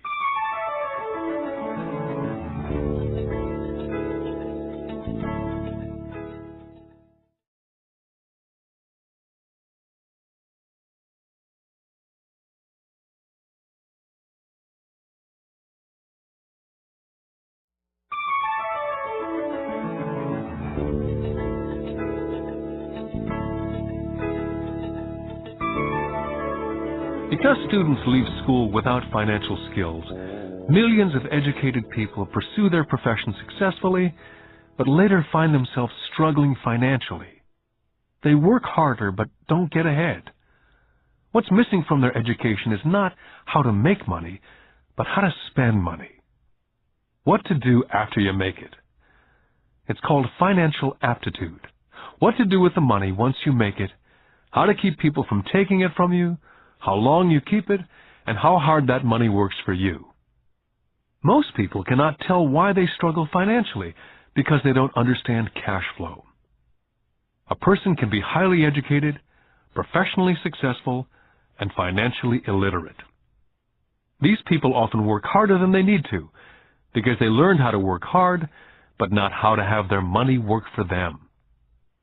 The moving picture show of hard-working people has a set pattern. Recently married, the happy, highly educated young couple move in together in one of their cramped rented apartments. Immediately they realize that they're saving money, because two can live as cheaply as one. The problem is, the apartment is cramped. They decide to save money to buy their dream home so they can have kids. They now have two incomes, and they begin to focus on their careers. Their incomes begin to increase. As their incomes go up, their expenses go up as well, so there is little or no money to flow into the asset box. This means the only income they get comes from their jobs. The number one expense for most people is taxes. Many people think it's income tax, but for most Americans, their highest tax is Social Security. As an employee, it appears as if the Social Security tax, combined with the Medicare tax rate, is roughly 7.5%. But it's really 15%, since the employer must match the Social Security amount. In essence, it is money the employer cannot pay you. On top of that, you still have to pay income tax on the amount deducted from your wages for Social Security tax. Income you never receive because it went directly to Social Security through withholding. Then their liabilities go up. This is best demonstrated by going back to the young couple. As a result of their incomes going up, they decide to go out and buy the house of their dreams. Once in their house, they have a new tax, called property tax. Then they buy a new car, new furniture, and new appliances to match their new house. All of a sudden, they wake up, and their liabilities column is full of mortgage debt and credit card debt. They're now trapped in the rat race. A child comes along. They work harder. The process repeats itself. More money and higher taxes, also called bracket creep. A credit card comes in the mail. They use it. It maxes out. A loan company calls and says their greatest asset, their home, has appreciated in value. The company offers a bill consolidation loan because their credit is so good and tells them the intelligent thing to do is clear off the high-interest consumer debt by paying off their credit card. And besides, interest on their home is a tax deduction. They go for it and pay off those high-interest credit cards. They breathe a sigh of relief. Their credit cards are paid off. They've now folded their consumer debt into their home mortgage. Their payments go down because they extend their debt over 30 years. It is the smart thing to do. Their neighbor calls to invite them to go shopping. The Memorial Day sale is on. A chance to save some money. They say to themselves, I won't buy anything, I'll just go look. But just in case they find something, they tuck that clean credit card inside their wallet. I run into this young couple all the time. Their names change, but their financial dilemma is the same. They come to one of my talks to hear what I have to say. They ask me, can you tell us how to make more money? Their spending habits have caused them to seek more income. They don't even know that the trouble is really how they choose to spend the money they do have. And that is the real cause of their financial struggle. It's caused by financial illiteracy and not understanding the difference between an asset and a liability. More money seldom solves someone's money problems. Intelligence solves problems. There's a saying a friend of mine says over and over to people in debt. If you find yourself in a hole, stop digging. The poor and middle class all too often allow the power of money to control them. By simply getting up and working harder, failing to ask themselves if what they do makes sense, they shoot themselves in the foot as they leave for work every morning. By not fully understanding money, the vast majority of people allow the awesome power of money to control them. The power of money is used against them. By the time Mike and I were 16 years old, we began to have problems in school. We were not bad kids. We just began to separate from the crowd. We worked for Mike's dad after school and on the weekends. Mike and I often spent hours after work just sitting at a table with his dad while he held meetings with his bankers, attorneys, accountants, brokers, investors, managers, and employees. We learned more sitting at his meetings than we did in all our years of school, college included. Mike's dad was not school educated, but he was financially educated and successful as a result. He used to tell us over and over again, an intelligent person hires people who are more intelligent than they are. So Mike and I had the benefit of spending hours listening to, and in the process learning from, intelligent people. But because of this, both Mike and I just could not go along with the standard dogma that our teachers preached. Occasionally, Mike or I would ask our teachers how what we studied was applicable, or we asked why we never studied money and how it worked. To the latter question, we often got the answer that money was not important, that if we excelled in our education, the money would follow. The more we knew about the power of money, the more distant we grew from the teachers and our classmates. My highly educated dad never pressured me about my grades. I often wondered why, but we did begin to argue about money. By the time I was 16, I probably had a far better foundation with money than both my mom and dad. I could keep books. I listened to tax accountants, corporate attorneys, bankers, real estate brokers, investors, and so forth. My dad talked to teachers. One day, my dad was telling me why our home was his greatest investment. A not too pleasant argument took place when I showed him why I thought a house was not a good investment. The argument illustrated the difference in perception between my rich dad and my poor dad when it came to their homes. Poor dad thought his house was an asset and listed it in the asset box, and the rich dad thought it was a liability and put his home in the liability box. I remember when I drew a diagram for my dad showing him the direction of cash flow. I also showed him the ancillary expenses that went along with owning the home. A bigger home meant bigger expenses, and the cash flow kept going out through the expense column. Today I am still challenged on the idea of a house not being an asset. And I know that for many people, it's their dream as well as their largest investment. And owning your own home is better than nothing. I simply offer an alternate way of looking at this popular dogma. My wife and I would love a bigger, more flashy house to impress the Joneses, but we know it is not an asset. It's a liability since it takes money out of our pocket. So here's the argument I put forth. I really do not expect most people to agree with it because a nice home is an emotional thing. And when it comes to money, high emotions tend to lower financial intelligence. When it comes to houses, I point out that most people work all their lives paying for a home they never own.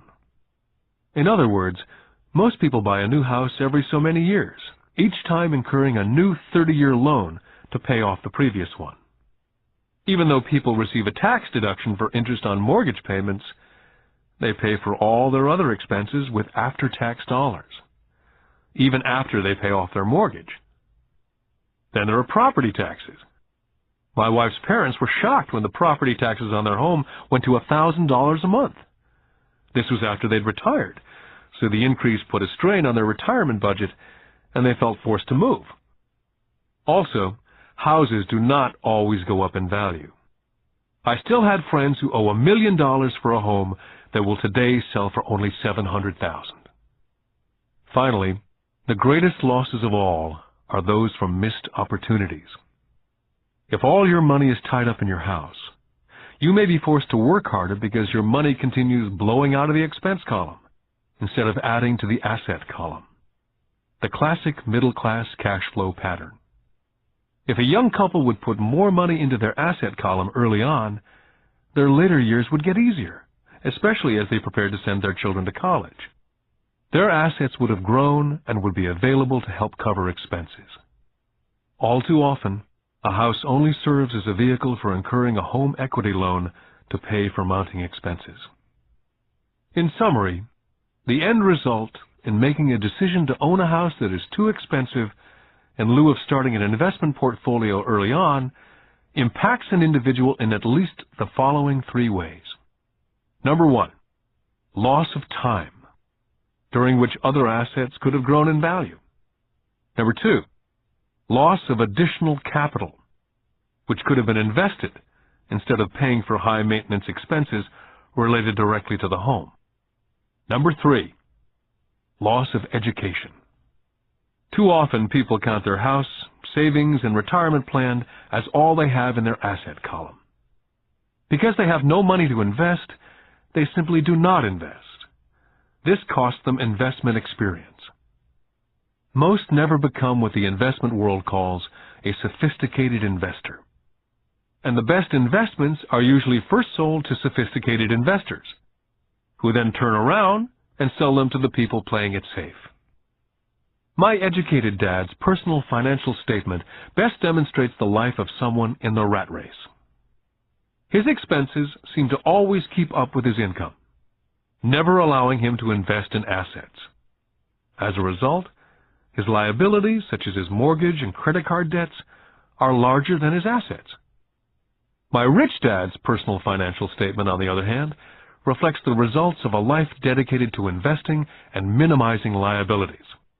His assets greatly exceed his liabilities. A review of my rich dad's financial statement is why the rich get richer. The asset column generates more than enough income to cover expenses, with the balance reinvested into the asset column. The asset column continues to grow, and therefore the income it produces grows with it. The result being The rich get richer. The middle class finds itself in a constant state of financial struggle. Their primary income is through wages. And as their wages increase, so do their taxes. Their expenses tend to increase in equal increments as their wages increase, hence the phrase, the rat race. They treat their home as their primary asset instead of investing in income-producing assets. Remember, the most important rule is to know the difference between an asset and a liability. Once you understand the difference, concentrate your efforts on only buying income-generating assets. That's the best way to get started on a path to becoming rich. Keep doing that, and your asset column will grow.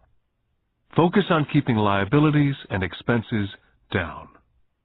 This will make more money available to continue pouring into the asset column. This pattern of treating your home as an investment, and the philosophy that a pay raise means you can buy a larger home or spend more, is the foundation of today's debt-ridden society.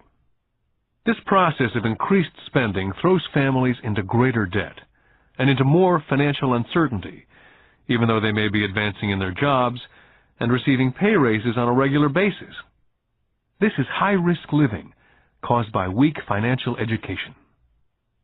As an employee who's also a homeowner, your working efforts are generally as follows.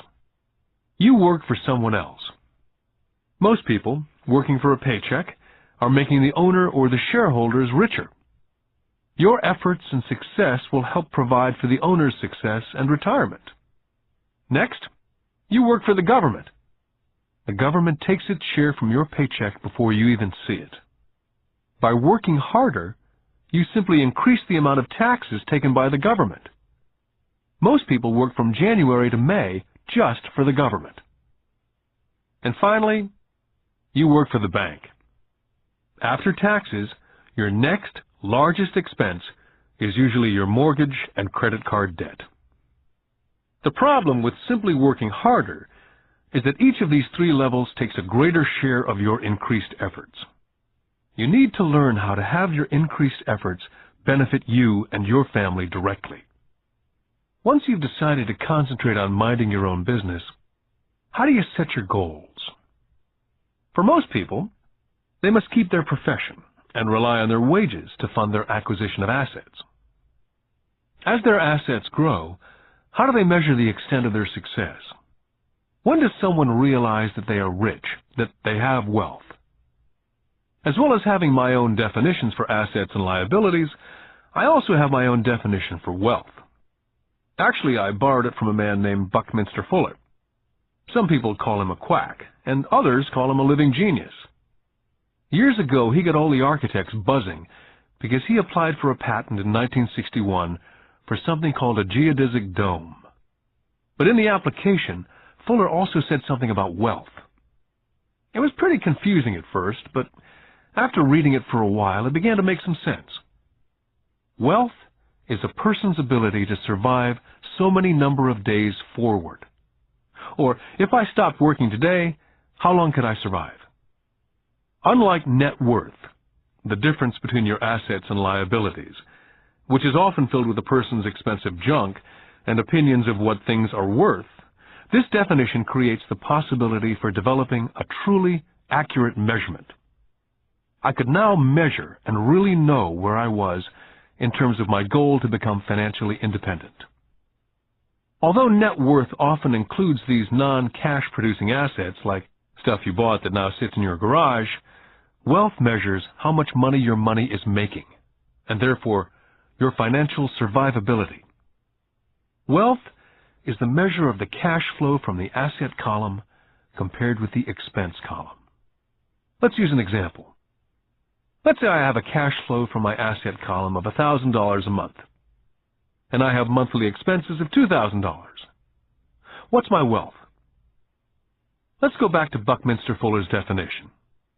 Using his definition, how many days forward can I survive? And let's assume a 30-day month. By that definition, I have enough cash flow for half a month. When I have achieved $2,000 a month cash flow from my assets, then I will be wealthy. I now have income generated from assets each month that fully covers my monthly expenses. If I want to increase my expenses, I first must increase my cash flow from assets to maintain this level of wealth. Take notice that it's at this point that I am no longer dependent on my wages. I have focused on and been successful in building an asset column that's made me financially independent. If I quit my job today, I would be able to cover my monthly expenses with the cash flow from my assets. My next goal would be to have the excess cash flow from my assets reinvested into the asset column. The more money that goes into my asset column, the more my asset column grows. The more my assets grow, the more my cash flow grows. And as long as I keep my expenses less than the cash flow from these assets, I will grow richer, with more and more income from sources other than my physical labor. As this reinvestment continues, I am well on my way to being rich. The actual definition of rich is in the eye of the beholder. You can never be too rich. Just remember this simple observation. The rich buy assets, the poor only have expenses. The middle class buys liabilities they think are assets. So how do I start minding my own business? What's the answer? Listen to the founder of McDonald's. Lesson 3. Mind your own business. In 1974, Ray Kroc, the founder of McDonald's, was asked to speak at the MBA class at the University of Texas at Austin. A dear friend of mine, Keith Cunningham, was a student in that MBA class. After a powerful and inspiring talk, the class adjourned, and the students asked Ray if he would join them at their favorite hangout to have a few beers. Ray graciously accepted. "What business am I in?" Ray asked, once the group had all their beers in hand. Everyone laughed, said Keith. Most of the MBA students thought Ray was just fooling around. No one answered, so Ray asked the question again. "What business do you think I'm in?" The students laughed again. And finally one brave soul yelled out, "Ray, who in the world does not know that you're in the hamburger business?" Ray chuckled. "That's what I thought you'd say." He paused, and then quickly said, "Ladies and gentlemen, I'm not in the hamburger business. My business is real estate." McDonald's today is the largest single owner of real estate in the world, owning even more than the Catholic Church. Today, McDonald's owns some of the most valuable intersections and street corners in America, as well as in other parts of the world. Keith said it was one of the most important lessons in his life. Today, Keith owns car washes, but his business is the real estate under those car washes. The previous chapter ended with a statement illustrating that most people work for everyone but themselves. They work first for the owners of the company, then for the government through taxes, and finally for the bank that owns their mortgage. As a young boy, we did not have a McDonald's nearby. Yet my rich dad was responsible for teaching Mike and me the same lesson that Ray Kroc talked about at the University of Texas. It is secret number 3 of the rich. The secret is, mind your own business.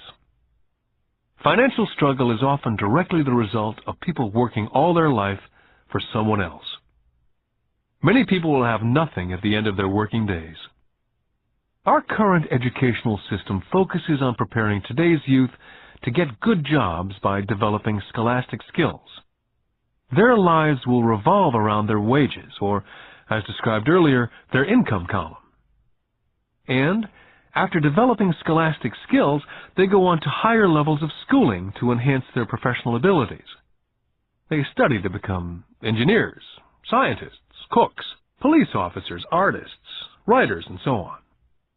These professional skills allow them to enter the workforce and work for money. There's a big difference between your profession and your business. Often I ask people, "What's your business?" And they will say, "Oh, I'm a banker." Then I ask them if they own the bank, and they usually respond, "No, I work there." In that instance, they've confused their profession with their business. Their profession may be a banker, but they still need their own business. Ray Kroc was clear on the difference between his profession and his business. His profession was always the same. He was a salesman. At one time he sold mixers for milkshakes, and soon thereafter he was selling hamburger franchises. But while his profession was selling hamburger franchises, his business was the accumulation of income-producing real estate. To become financially secure, a person needs to mind their own business. Your business revolves around your asset column, as opposed to your income column. As stated earlier, the number one rule is to know the difference between an asset and a liability, and to buy assets. The rich focus on their asset columns, while everyone else focuses on their income statements. That's why we hear so often, "I need a raise.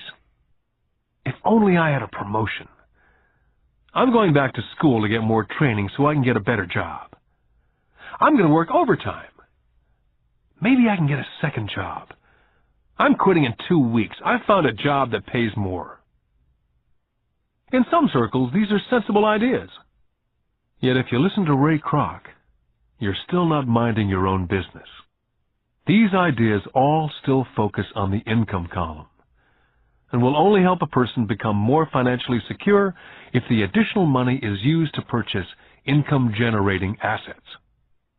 The primary reason the majority of the poor and middle class are fiscally conservative, which means I can't afford to take risks, is that they have no financial foundation. They have to cling to their jobs. They have to play it safe. When downsizing became the in thing to do, millions of workers found out that their largest so-called asset, their home, was eating them alive. Their asset, called a house, still cost them money every month. Their car, another asset, was eating them alive. The golf clubs in the garage that cost $1,000 were not worth $1,000 anymore. Without job security, they had nothing to fall back on. What they thought were assets could not help them survive in a time of financial crisis. So many people have put themselves in deep financial trouble when they run short of income. To raise cash, they sell their assets. First, their personal assets can generally be sold for only a fraction of the value that's listed in their personal balance sheet. Or if there's a gain on the sale of the assets, they're taxed on the gain.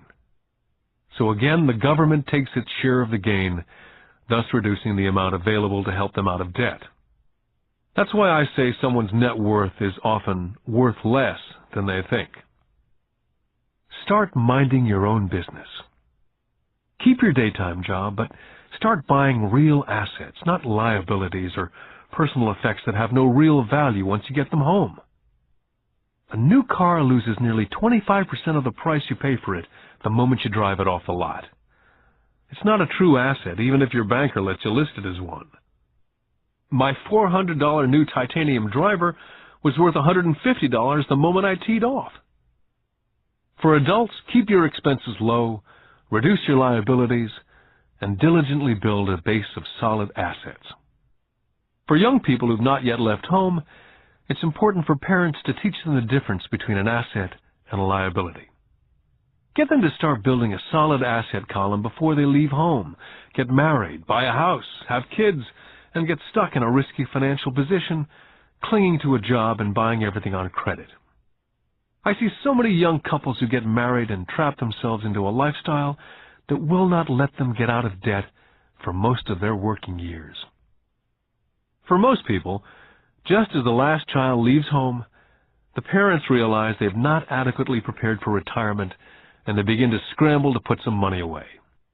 Then their own parents become ill, and they find themselves with new responsibilities. So, what kind of assets am I suggesting that you or your children acquire?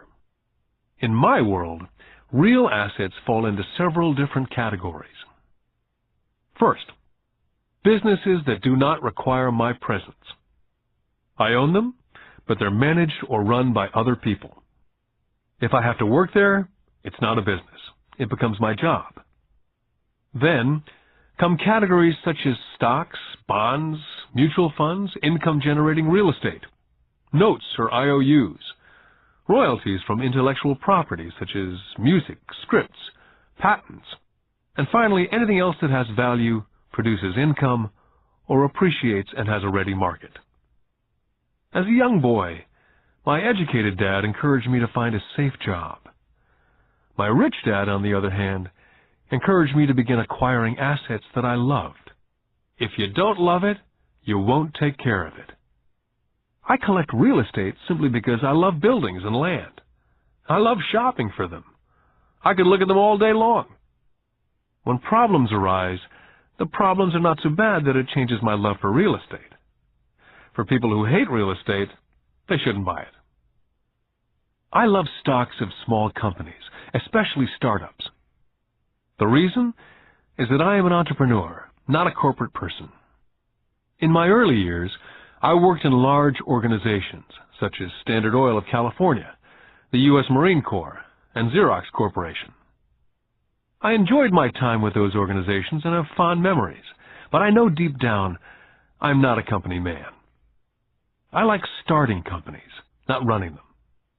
So my stock buys are usually of small companies, and sometimes I even start the company and take it public. Fortunes are made in new stock issues, and I love the game. Many people are afraid of small-cap companies and call them risky, and they are. But risk is always diminished if you love what the investment is, understand it, and know the game. For years, even while I was with the Marine Corps and Xerox, I did what my rich dad recommended. I kept my daytime job, but I still minded my own business. I was active in my asset column. I traded real estate and small stocks. Rich Dad always stressed the importance of financial literacy. The better I was at understanding the accounting and cash management, the better I would be at analyzing investments and eventually starting and building my own company. I would not encourage anyone to start a company unless they really want to. Knowing what I know about running a company, I would not wish that task on anyone. There are times when people cannot find employment where starting a company is a solution for them. The odds are against success. 9 out of 10 companies fail in 5 years. Of those that survive the first 5 years, 9 out of every 10 of those eventually fail as well. So only if you really have the desire to own your own company do I recommend it. Otherwise, keep your daytime job and mind your own business. When I say mind your own business, I mean to build and keep your asset column strong. Once a dollar goes into it, never let it come out. Think of it this way. Once a dollar goes into your asset column, it becomes your employee. The best thing about money is that it works 24 hours a day and can work for generations. Keep your daytime job, be a great hard-working employee, but keep building that asset column. As your cash flow grows, you can buy some luxuries. An important distinction is that rich people buy luxuries last, while the poor and middle class tend to buy luxuries first. The poor and middle class often buy luxury items such as big houses, diamonds, furs, jewelry, or boats because they want to look rich. They look rich, but in reality they just get deeper in debt on credit. The old money people, the long-term rich, built their asset column first. Then the income generated from the asset column bought their luxuries.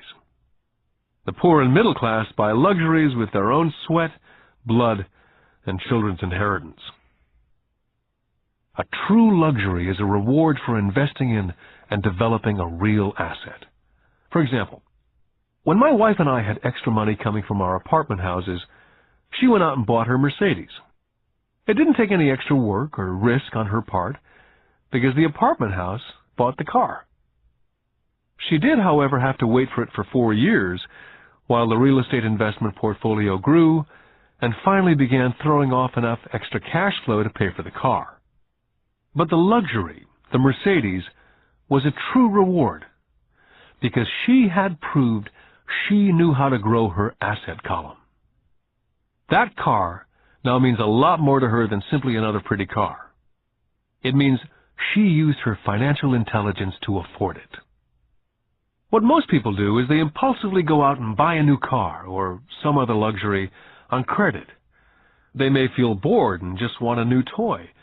Buying a luxury on credit often causes a person to sooner or later actually resent that luxury because the debt on the luxury becomes a financial burden. After you've taken the time and invested in and built your own business, you're now ready to add the magic touch, the biggest secret of the rich. The secret that puts the rich way ahead of the pack. The reward at the end of the road for diligently taking the time to mind your own business. Lesson 4. The history of taxes and the power of corporations. I remember in school being told the story of Robin Hood and his merry men. My school teacher thought it was a wonderful story of a romantic hero, a Kevin Costner type, who robbed from the rich and gave to the poor. My rich dad did not see Robin Hood as a hero. He called Robin Hood a crook. Robin Hood may be long gone, but his followers live on. How often I still hear people say, "Why don't the rich pay for it?" Or, "The rich should pay more in taxes and give it to the poor." It's this idea of Robin Hood, or taking from the rich to give to the poor, that has caused the most pain for the poor and the middle class. The reason the middle class is so heavily taxed is because of the Robin Hood ideal. The real reality is that the rich are not taxed. It's the middle class who pays for the poor, especially the educated upper-income middle class. Again, to understand fully how things happen, we need to look at the historical perspective. We need to look at the history of taxes. Although my highly educated dad was an expert on the history of education, my rich dad fashioned himself as an expert on the history of taxes. Rich Dad explained to Mike and me that in England and America originally, there were no taxes. Occasionally, there were temporary taxes levied in order to pay for wars. The king or the president would put the word out and ask everyone to chip in. Taxes were levied in Britain for the fight against Napoleon from 1799 to 1816. And in America, taxes were levied to pay for the Civil War from 1861 to 1865. In 1874, England made income tax a permanent levy on its citizens. In 1913, an income tax became permanent in the United States with the adoption of the 16th Amendment to the Constitution.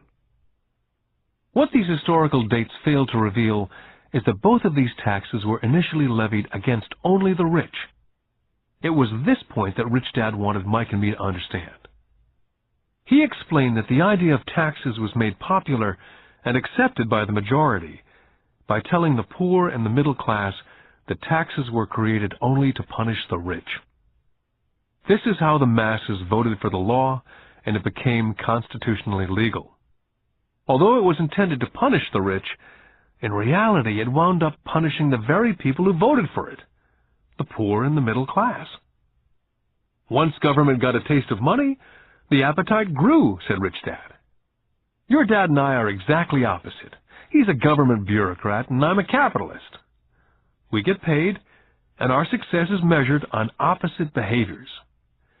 He gets paid to spend money and hire people. The more he spends and the more people he hires, the larger his organization becomes. In the government, the larger his organization, the more he's respected. On the other hand, within my organization, the fewer people I hire and the less money I spend, the more I'm respected by my investors. That's why I don't like government people. They have different objectives from most business people. As the government grows, more and more tax dollars will be needed to support it. As I said, the passage of taxes was only possible because the masses believed in the Robin Hood theory of economics, which was to take from the rich and give to everyone else. The problem was that the government's appetite for money was so great that taxes soon needed to be levied on the middle class, and from there it kept trickling down. The rich, on the other hand, saw an opportunity. They did not play by the same set of rules. As I've stated, the rich already knew about corporations, which became popular in the days of sailing ships. The rich created the corporation as a vehicle to limit their risk to the assets of each voyage. The rich put their money into a corporation to finance the voyage. The corporation would then hire a crew to sail to the New World to look for treasures. If the ship was lost, the crew lost their lives, but the loss to the rich would be limited only to the money they invested for that particular voyage. It's the knowledge of the power of the legal structure of the corporation that really gives the rich a vast advantage over the poor and the middle class.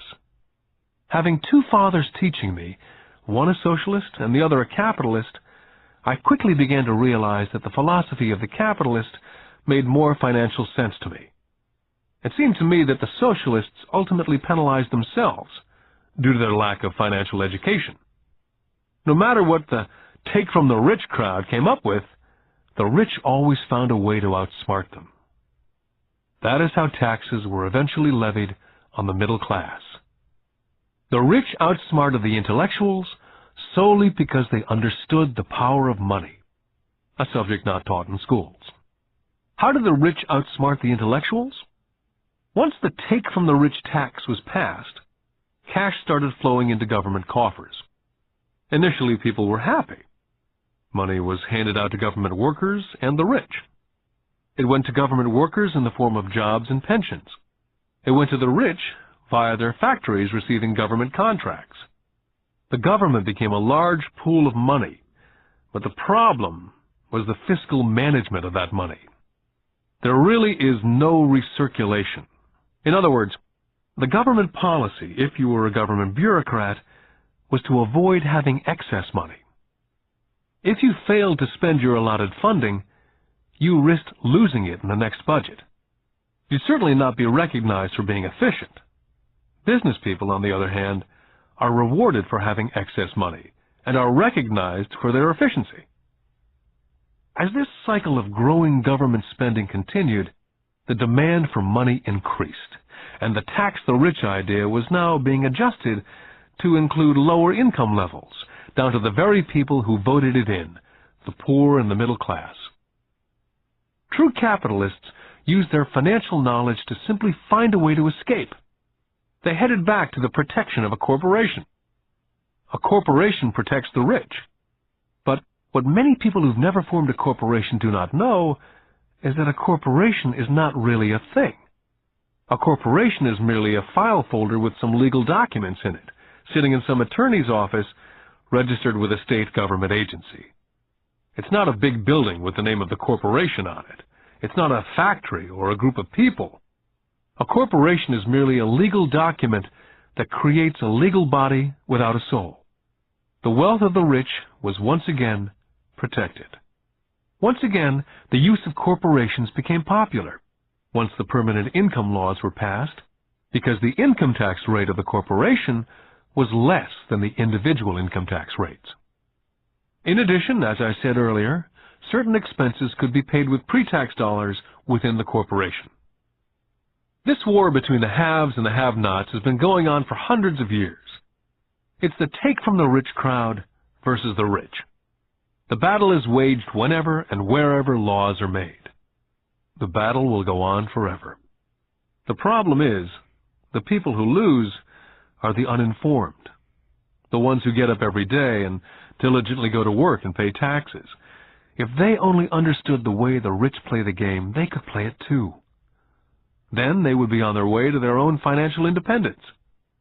This is why I cringe every time I hear a parent advise their children to go to school so they can find a safe, secure job. An employee with a safe, secure job without financial aptitude has no escape. Average Americans today work 5 to 6 months for the government before they make enough to cover their taxes. In my opinion, that is a long time. The harder you work, the more you pay the government. That's why I believe that the idea of take from the rich backfired on the very people who voted it in. Every time people try to punish the rich don't simply comply, they react. They have the money, power, and intent to change things. They do not just sit there and voluntarily pay more taxes.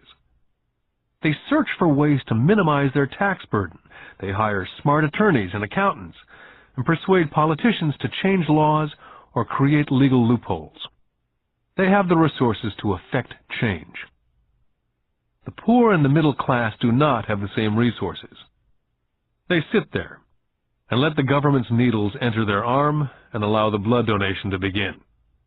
Today, I'm constantly shocked at the number of people who pay more taxes or take fewer deductions simply because they are afraid of the government. And I do know how frightening and intimidating a government tax agent can be. I have had friends who have had their businesses shut down and destroyed, only to find out it was a mistake on the part of the government. I realize all that. But the price of working from January to mid-May is a high price to pay for that intimidation. My poor dad never fought back. My rich dad didn't either. He just played the game smarter, and he did it through corporations, the biggest secret of the rich. My highly educated dad always encouraged me to seek a good job with a strong corporation. He spoke of the virtues of working your way up the corporate ladder. He didn't understand that by relying solely on a paycheck from a corporate employer, I would be a docile cow ready for milking. When I told my rich dad of my father's advice, he only chuckled. "Why not own the ladder?" was all he said. As a young boy, I didn't understand what Rich Dad meant by owning my own corporation. It was an idea that seemed impossible and intimidating. Although I was excited by the idea, my youth would not let me envision the possibility that grown-ups would someday work for a company I would own. The point is, if not for my rich dad, I would have probably followed my educated dad's advice. It was merely the occasional reminder of my rich dad that kept the idea of owning my own corporation alive and kept me on a different path. By the time I was 15 or 16, I knew I was not going to continue down the path my educated dad was recommending. I did not know how I was going to do it, but I was determined not to head in the direction most of my classmates were heading. That decision changed my life. It was not until I was in my mid-20s that my rich dad's advice began to make more sense. I was just out of the Marine Corps and working for Xerox. I was making a lot of money, but every time I looked at my paycheck, I was always disappointed. The deductions were so large, and the more I worked, the greater the deductions. As I became more successful, my bosses talked about promotions and raises. It was flattering, but I could hear my rich dad asking me in my ear, "Who are you working for? Who are you making rich?" In 1974, while still an employee for Xerox, I formed my first corporation and began minding my own business. There were already a few assets in my asset column, but now I was determined to focus on making it bigger. Those paychecks with all the deductions made all the years of my rich dad's advice make total sense. I could see the future if I followed my educated dad's advice. Many employers feel that advising their workers to mind their own business is bad for business. I'm sure it can be for certain individuals, but for me, focusing on my own business, developing assets, made me a better employee. I now had a purpose. I came in early and worked diligently, amassing as much money as possible so I could begin investing in real estate. Hawaii was just set to boom, and there were fortunes to be made. The more I realized we were in the beginning stages of a boom, the more Xerox machines I sold. The more I sold, the more money I made, and of course, the more deductions there were from my paycheck. It was inspiring. I wanted out of the trap of being an employee so badly that I worked harder, not less. By 1978, I was consistently one of the top 5 salespeople in sales, often number 1. I badly wanted out of the rat race. In less than 3 years, I was making more in my own little corporation, which was a real estate holding company, than I was making at Xerox.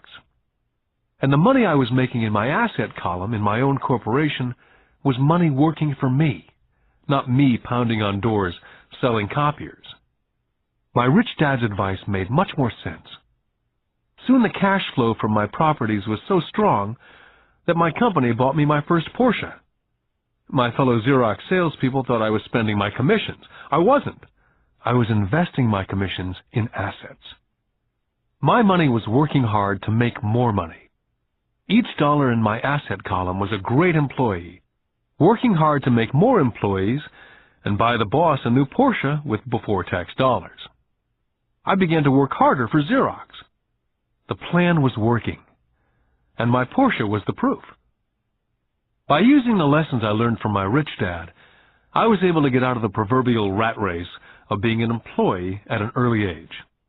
It was made possible because of the strong financial knowledge I'd acquired through these lessons.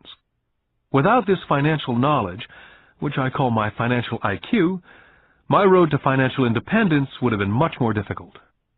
I now teach others through financial seminars in the hope that I may share my knowledge with them. Whenever I do my talks, I remind people that financial IQ is made up of knowledge from 4 broad areas of expertise.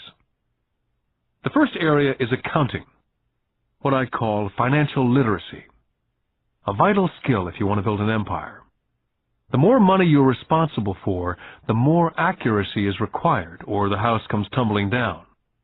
This is the left brain side, or the details. Financial literacy is the ability to read and understand financial statements. This ability allows you to identify the strengths and weaknesses of any business.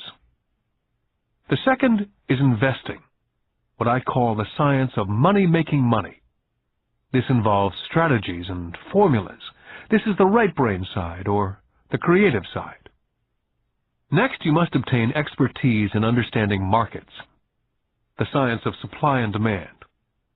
There's a need to know the technical aspects of the market, which is emotion-driven. The Tickle Me Elmo doll during Christmas 1996 is a case of technical or emotion-driven market. The other market factor is the fundamental or the economic sense of an investment. Does an investment make sense, or does it not make sense based on the current market conditions? Finally, you must understand the law. For instance, utilizing a corporation wrapped around the technical skills of accounting, investing, and markets can aid explosive growth. An individual with the knowledge of the tax advantages and protection provided by a corporation can get rich so much faster than someone who's an employee or a small business sole proprietor. It's like the difference between someone walking and someone flying. The difference is profound when it comes to long-term wealth. A corporation can do so many things that an individual cannot, like pay for expenses before it pays taxes. That is a whole area of expertise that is so exciting, but not necessary to get into unless you have sizable assets or a business. Employees earn and get taxed, and they try to live on what's left. A corporation earns, spends everything it can, and is taxed on anything that's left. It's one of the biggest legal tax loopholes that the rich use. They're easy to set up and are not expensive if you own investments that are producing good cash flow. For example, by owning your own corporation, car payments, insurance, repairs are company expenses. Most restaurant meals are partial expenses, and on and on. All are paid for legally with pre-tax dollars. Lesson 5. The Rich Invent Money. I've been teaching professionally since 1984. It's been a great experience and rewarding. It's also a disturbing profession, for I've taught thousands of individuals, and I see one thing in common in all of us, myself included. We all have tremendous potential, and we are all blessed with gifts. Yet the one thing that holds all of us back is some degree of self-doubt. It's not so much the lack of technical information that holds us back, but more the lack of self-confidence. Some are more affected than others. Once we leave school, most of us know that it's not as much a matter of college degrees or good grades that count.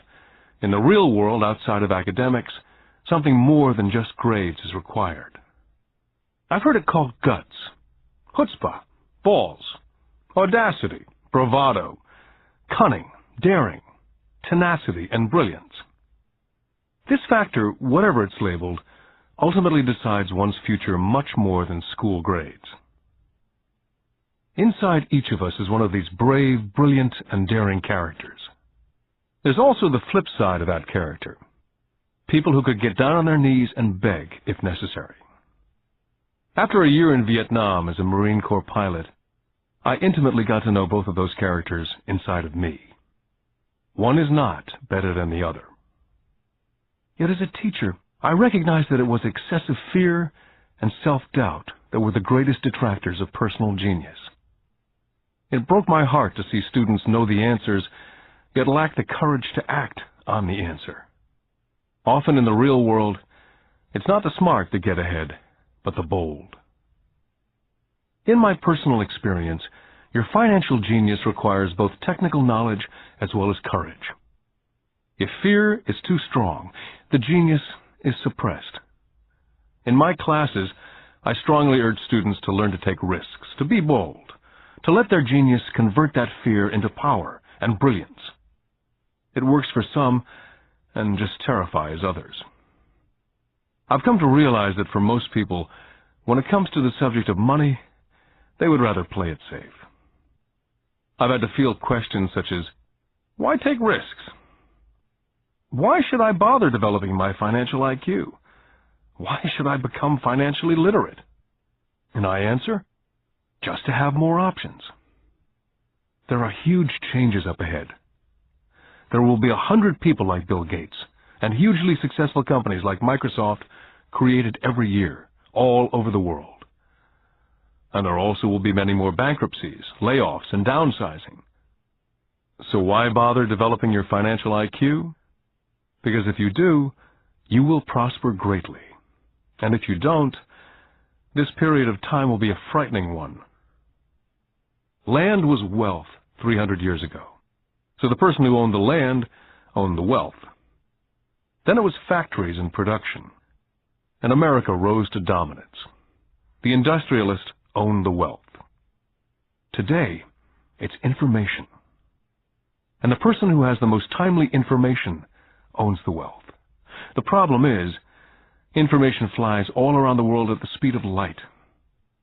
The new wealth cannot be contained by boundaries and borders as lands and factories were. The changes will be faster and more dramatic. There will be a dramatic increase in the number of new multimillionaires. There also will be those who are left behind. Today I find so many people struggling, often working harder, simply because they cling to old ideas. They want things to be the way they were. They resist change. I know people who are losing their jobs or their houses, and they blame technology or the economy or their boss. Sadly, they fail to realize that they might be the problem. Old ideas are their biggest liability. It's a liability simply because they fail to realize that while that idea or way of doing something was an asset yesterday, yesterday is gone. One afternoon I was teaching investing using a game I'd invented, cash flow, as a teaching tool. A friend had brought someone along to attend the class. This friend of a friend was recently divorced, had been badly burned in the divorce settlement, and was now searching for some answers. Her friend thought the class might help. The game was designed to help people learn how money works. In playing the game, they learn about the interaction of the income statement with the balance sheet.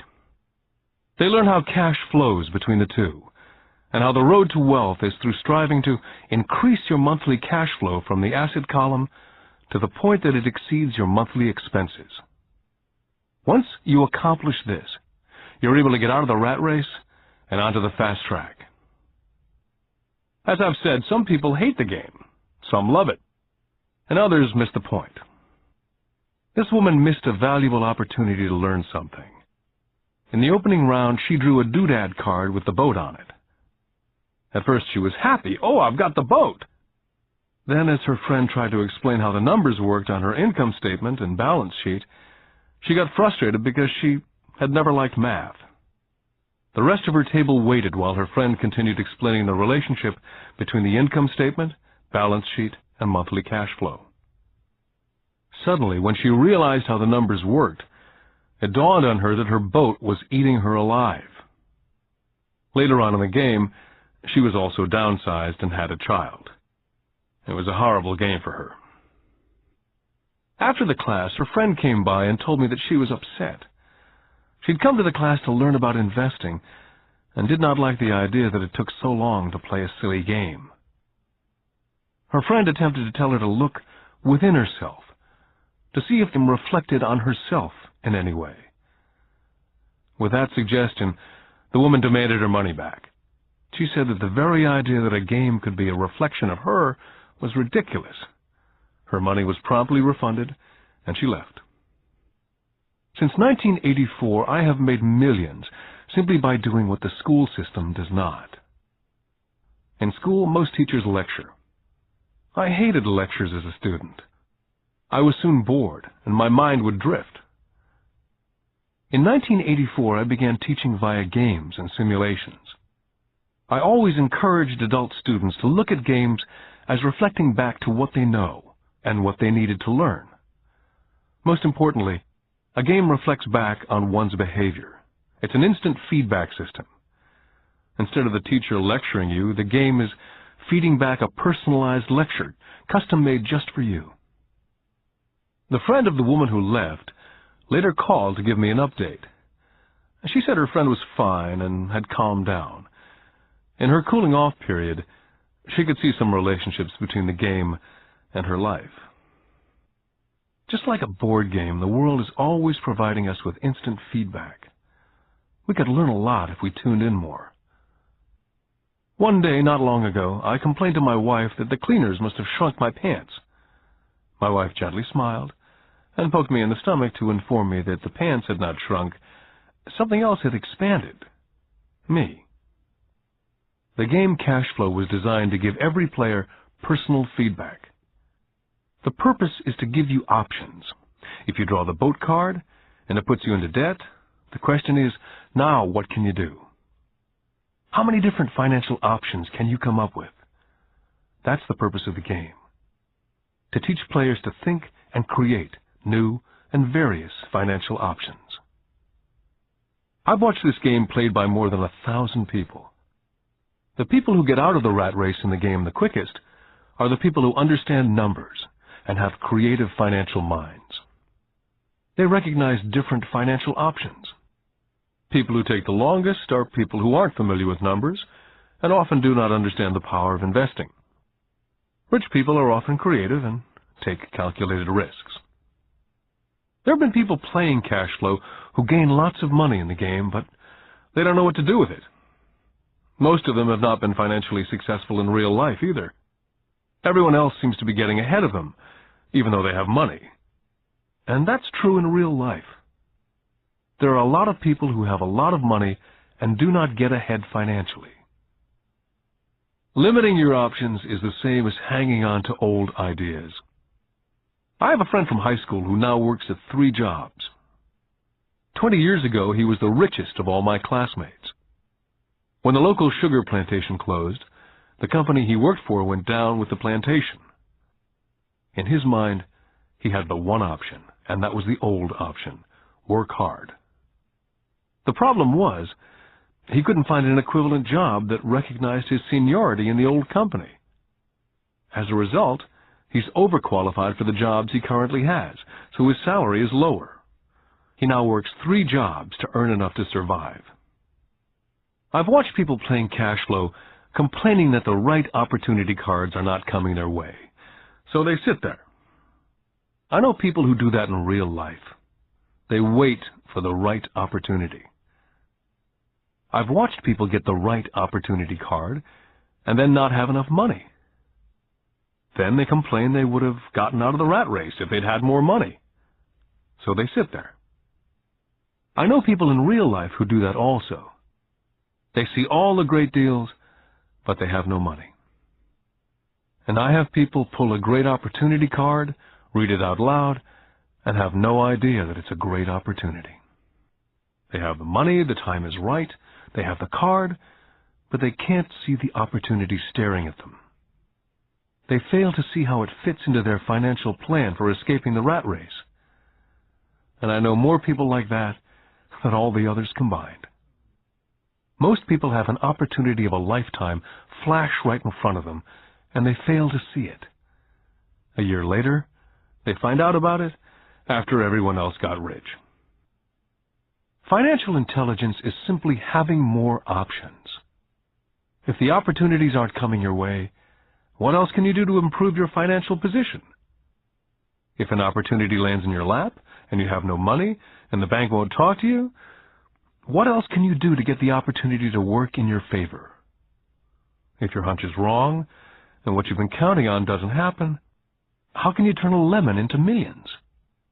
That is financial intelligence.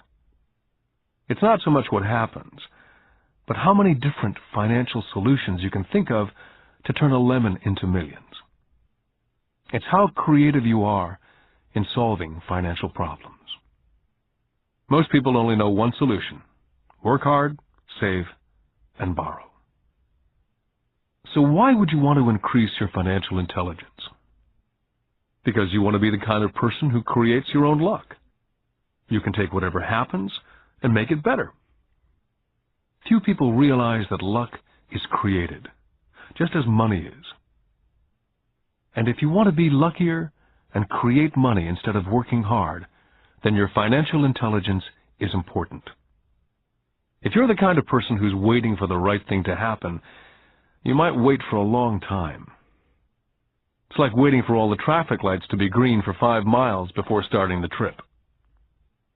As young boys, Mike and I were constantly told by my rich dad that money is not real. Rich Dad occasionally reminded us of how close we came to the secret of money on that first day we got together and began making money out of plaster of Paris. The poor and middle class work for money, he would say. The rich make money. The more real you think money is, the harder you will work for it. If you can grasp the idea that money is not real, you will grow richer faster. What is it? Was a question Mike and I often came back with. What is money if it's not real? What we agree it is, was all Rich Dad would say. The single most powerful asset we all have is our mind. If it's trained well, it can create enormous wealth in what seems to be an instant. I'll give you a simple example of creating money. In the early 1990s, the economy of Phoenix was horrible. I was watching the TV show Good Morning America when a financial planner came on and began forecasting doom and gloom. His advice was to save money. Put $100 away every month, he said, and in 40 years you will be a multimillionaire. Well, putting money away every month is a sound idea. It is one option, the option most people subscribe to. The problem is this: it blinds the person from what's really going on. They miss major opportunities for much more significant growth of their money. The world is passing them by. As I said, the economy was terrible at that time. For investors, this is the perfect market condition. A chunk of my money was in the stock market and in apartment houses. I was short of cash. Because everyone was giving stuff away, I was buying. I was not saving money, I was investing. My wife and I had more than $1 million in cash working in a market that was rising fast. It was the best opportunity to invest. The economy was terrible. I just could not pass up these small deals. Houses that were once $100,000 were now $75,000. But instead of shopping at the local real estate office, I began shopping at the bankruptcy attorney's office or the courthouse steps. In these shopping places, a $75,000 house could sometimes be bought for $20,000 or less. For $2,000, which was loaned to me from a friend for 90 days for $200, I gave an attorney a cashier's check as a down payment. While the acquisition was being processed, I ran an ad in the paper advertising a $75,000 house for only $60,000 and no money down. The phone rang hard and heavy. Prospective buyers were screened, and once the property was legally mine, all the prospective buyers were allowed to look at the house. It was a feeding frenzy. The house sold in a few minutes. I asked for a $2,500 processing fee, which they gladly handed over, and the escrow and title company took over from there. I returned the $2,000 to my friend with an additional $200. He was happy, the home buyer was happy, the attorney was happy, and I was happy. I'd sold a house for $60,000 that cost me $20,000. The $40,000 was created from money in my asset column in the form of a promissory note from the buyer. Total working time, 5 hours. During this depressed market, my wife and I were able to do 6 of these simple transactions in our spare time. While the bulk of our money was in larger properties in the stock market, we were able to create more than $190,000 in assets, notes at 10% interest, in those 6 buy, create, and sell transactions. That comes to approximately $19,000 a year income, much of it sheltered through our private corporation. Much of that $19,000 a year goes to pay for our company cars, gas, trips, insurance, dinners with clients, and other things. By the time the government gets a chance to tax that income, it's been spent on legally allowed pre-tax expenses. This was a simple example of how money is invented, created, and protected using financial intelligence. Ask yourself how long it would take to save $190,000. Would the bank pay you 10% interest on your money? And the note is good for 30 years. I hope they never pay me the $190,000. I have to pay a tax if they pay me the principal. And besides, $19,000 paid over 30 years is a little over $500,000 in income. The math is simple. You don't need algebra or calculus. I don't write much because the escrow company handles the legal transaction and the servicing of the payments. I have no roofs to fix or toilets to unplug because the owners do that. It's their house. Occasionally someone does not pay, and that's wonderful because there are late fees, or they move out and the property is sold again. The court system handles that. And it may not work in your area.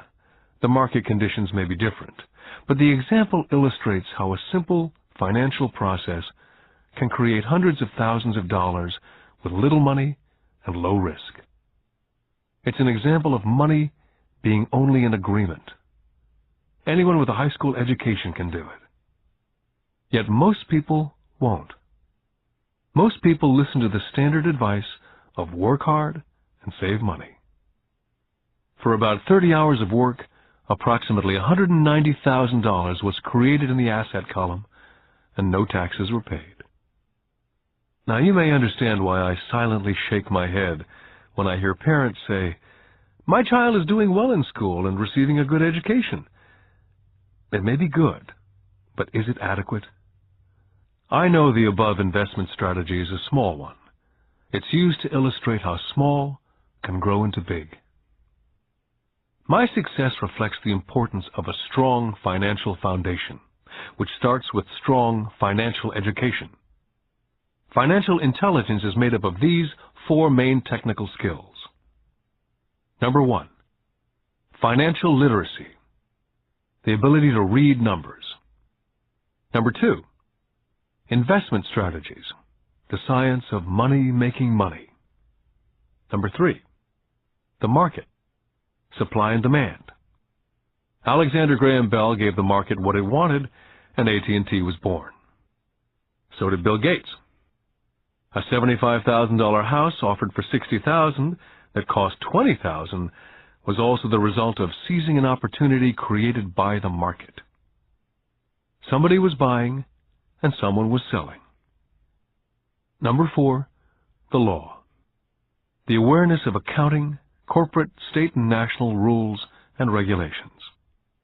I recommend playing within the rules. It's this basic foundation, or the combination of these skills, that's needed to be successful in the pursuit of wealth. Whether it be through the buying of small homes, large apartments, companies, stocks, bonds, mutual funds, precious metals, baseball cards, or the like. Personally, I use 2 main vehicles to achieve financial growth: real estate and small stocks. I use real estate as my foundation. Day in and day out, my properties provide cash flow and occasional spurts of growth in value. The small cap stocks are used for fast growth. I do not recommend anything that I do, The examples are just that, examples. If the opportunity is too complex, and I do not understand the investment, I don't do it. Simple math and common sense is all that's needed to do well financially.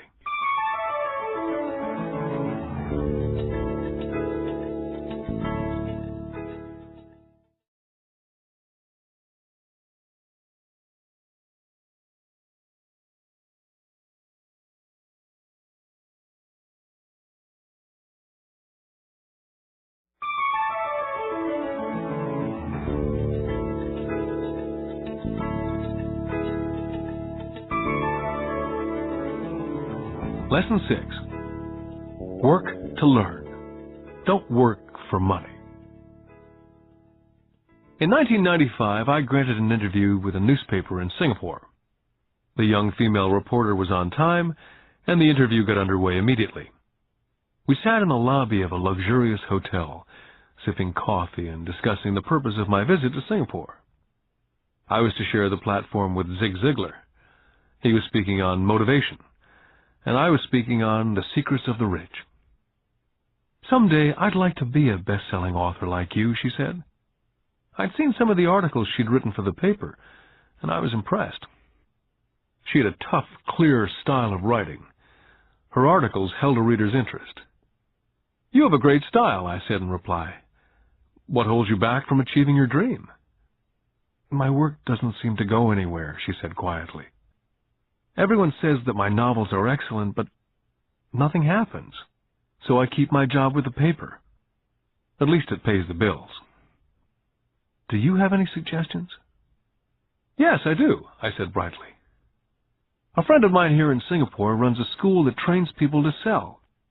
He runs sales training courses for many of the top corporations here in Singapore. And I think attending one of his courses would greatly enhance your career." She stiffened. "Are you saying that I should go to school to learn to sell?" I nodded. "I have a master's degree in English literature. Why would I go to school to learn to be a salesperson? I'm a professional." She was now packing her briefcase forcibly. The interview was over. On the coffee table sat a copy of my first book. I picked it up as well as the notes that she jotted down in her legal pad. "Do you see this?" I said, pointing to her notes. She looked down at her notes. "What?" she said, confused. Again, I pointed deliberately to her notes. On her pad, she'd written, "Robert Kiyosaki, best-selling author." It says, best-selling author, not best-writing author. Her eyes widened immediately. "I'm a terrible writer. You're a great writer. I went to sales school. You have a master's degree. Put them together and you get a best-selling author and a best-writing author." Anger flared from her eyes. "I'll never stoop so low as to learn how to sell. People like you have no business writing. I'm a professionally trained writer, and you're a salesman. It's not fair." The rest of her notes were put away, and she hurried out through the large glass doors into the humid Singapore morning. At least she gave me a fair and favorable write-up the next morning. The world is filled with smart, talented, educated, and gifted people. We meet them every day. They're all around us. I'm constantly shocked at how little talented people earn. I heard the other day that less than 5% of Americans earn more than $100,000 a year. I've met brilliant, highly educated people who earn less than $20,000 a year. A business consultant who specializes in the medical trade was telling me how many doctors, dentists, and chiropractors struggle financially. All this time, I thought that when they graduated, the dollars would pour in. It was this business consultant who gave me the phrase, "They are one skill away from great wealth." What this phrase means is that most people need only to learn and master one more skill, and their income would jump exponentially. I have mentioned before that financial intelligence is a synergy of accounting, investing, marketing, and law. Combine these 4 technical skills, and making money with money is easier. When it comes to money, the only skill most people know is to work hard. The classic example of a synergy of skills was that young writer for the newspaper. If she diligently learned the skills of sales and marketing, her income would jump dramatically. If I were her, I would take some courses in advertising copywriting as well as sales. Then instead of working at the newspaper, I would seek a job at an advertising agency. Even if it were a cut in pay, she'd learn how to communicate in shortcuts that are used in successful advertising. She also would spend time learning public relations, an important skill. She would learn how to get millions in free publicity. Then at night and on weekends, she could be writing her great novel. When it was finished, she'd be better able to sell her book. Then in a short while, she could be a best-selling author. When I graduated from the U.S. Merchant Marine Academy in 1969, my educated dad was happy. Standard Oil of California had hired me for its oil tanker fleet. I was a third mate, and the pay was low compared with my classmates, but it was okay for a first real job after college. My starting pay was about $42,000 a year, including overtime, and I only had to work for 7 months. I had 5 months of vacation. If I'd wanted to, I could have taken the run to Vietnam with a subsidiary shipping company and easily doubled my pay instead of taking the 5 months vacation. I had a great career ahead of me, yet I resigned after 6 months with the company and joined the Marine Corps to learn how to fly. My educated dad was devastated. Rich Dad congratulated me. In school and in the workplace, the popular opinion is the idea of specialization. That is, in order to make more money or get promoted, you need to specialize. That is why medical doctors immediately begin to seek a specialty, such as orthopedics or pediatrics. The same is true for accountants, architects, lawyers, pilots, and others. My educated dad believed in the same dogma. That's why he was thrilled when he eventually achieved his doctorate. He often admitted that schools reward people who study more and more about less and less.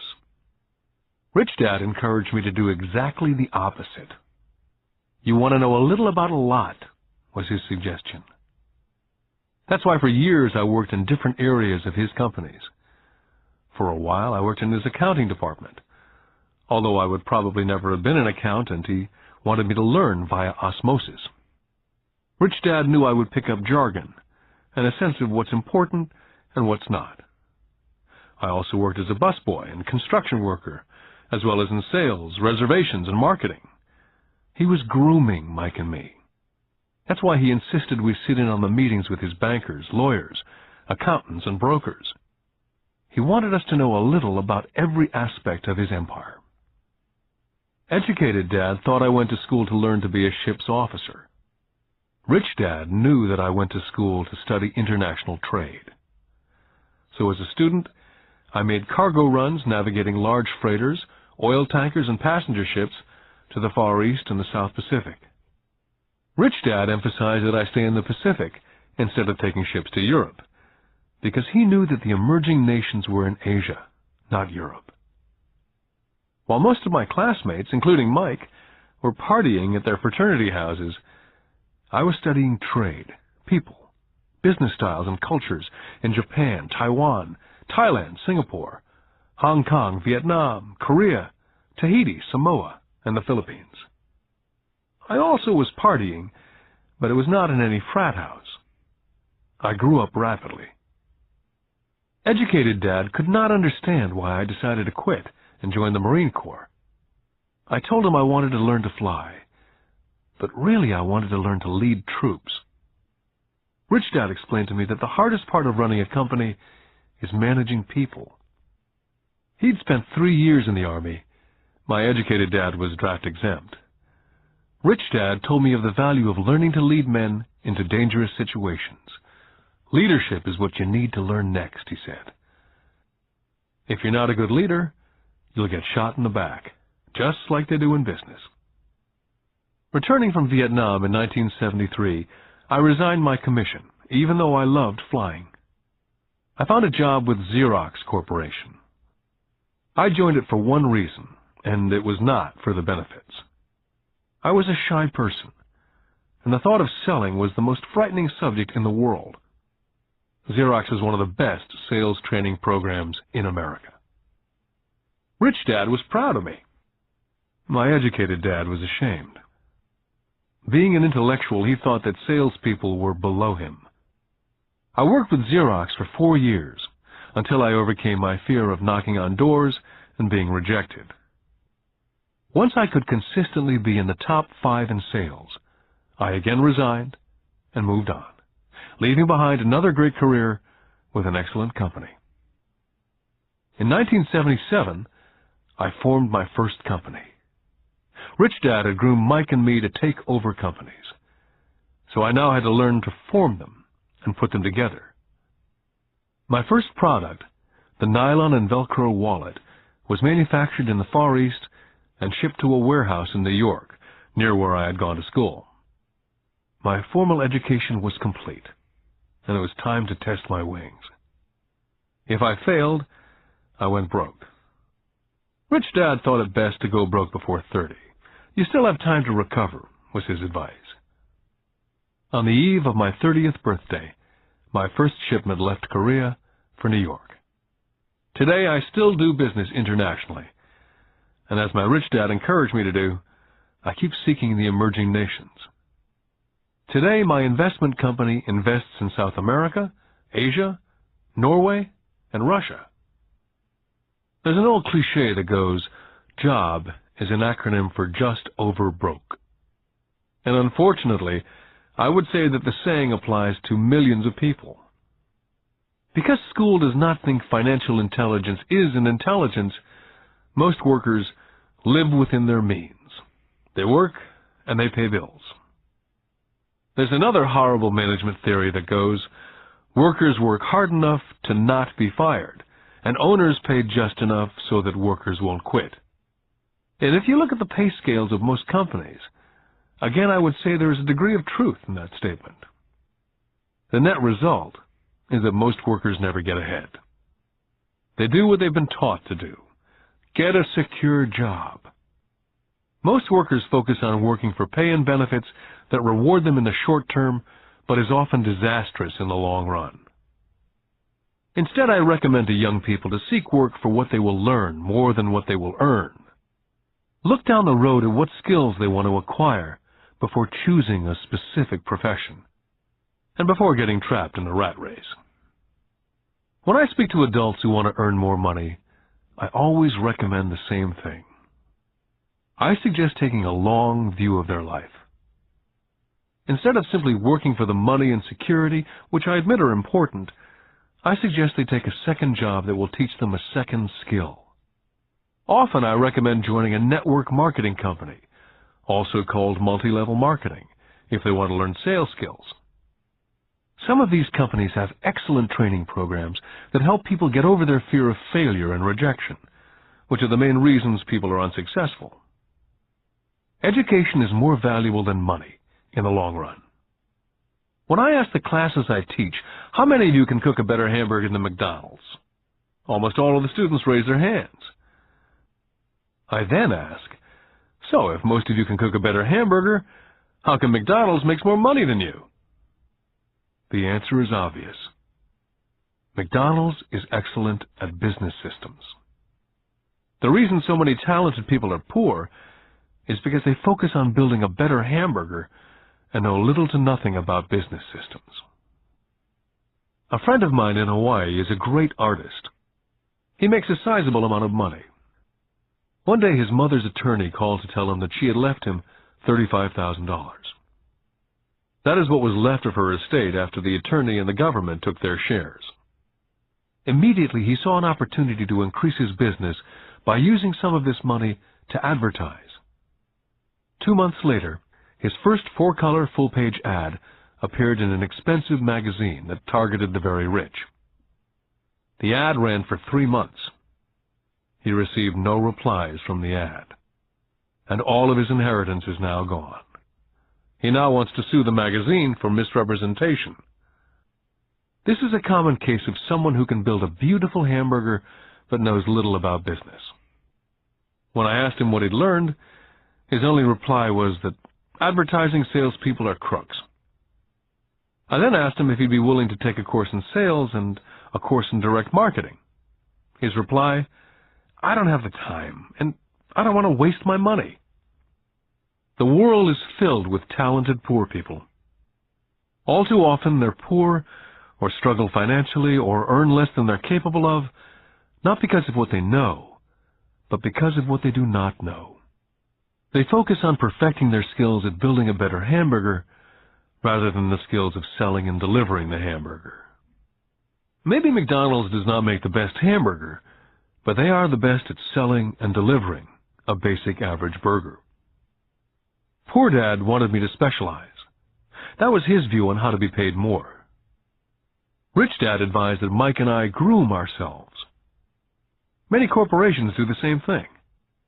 They find a young, bright student out of business school and begin grooming that person to someday take over the company. So these bright young employees do not specialize in one department. They're moved from department to department to learn all the aspects of business systems. The rich often groom their children or the children of others. By doing so, their children gain an overall knowledge of the operations of the business and how the various departments interrelate. For the World War II generation, it was considered bad to skip from company to company.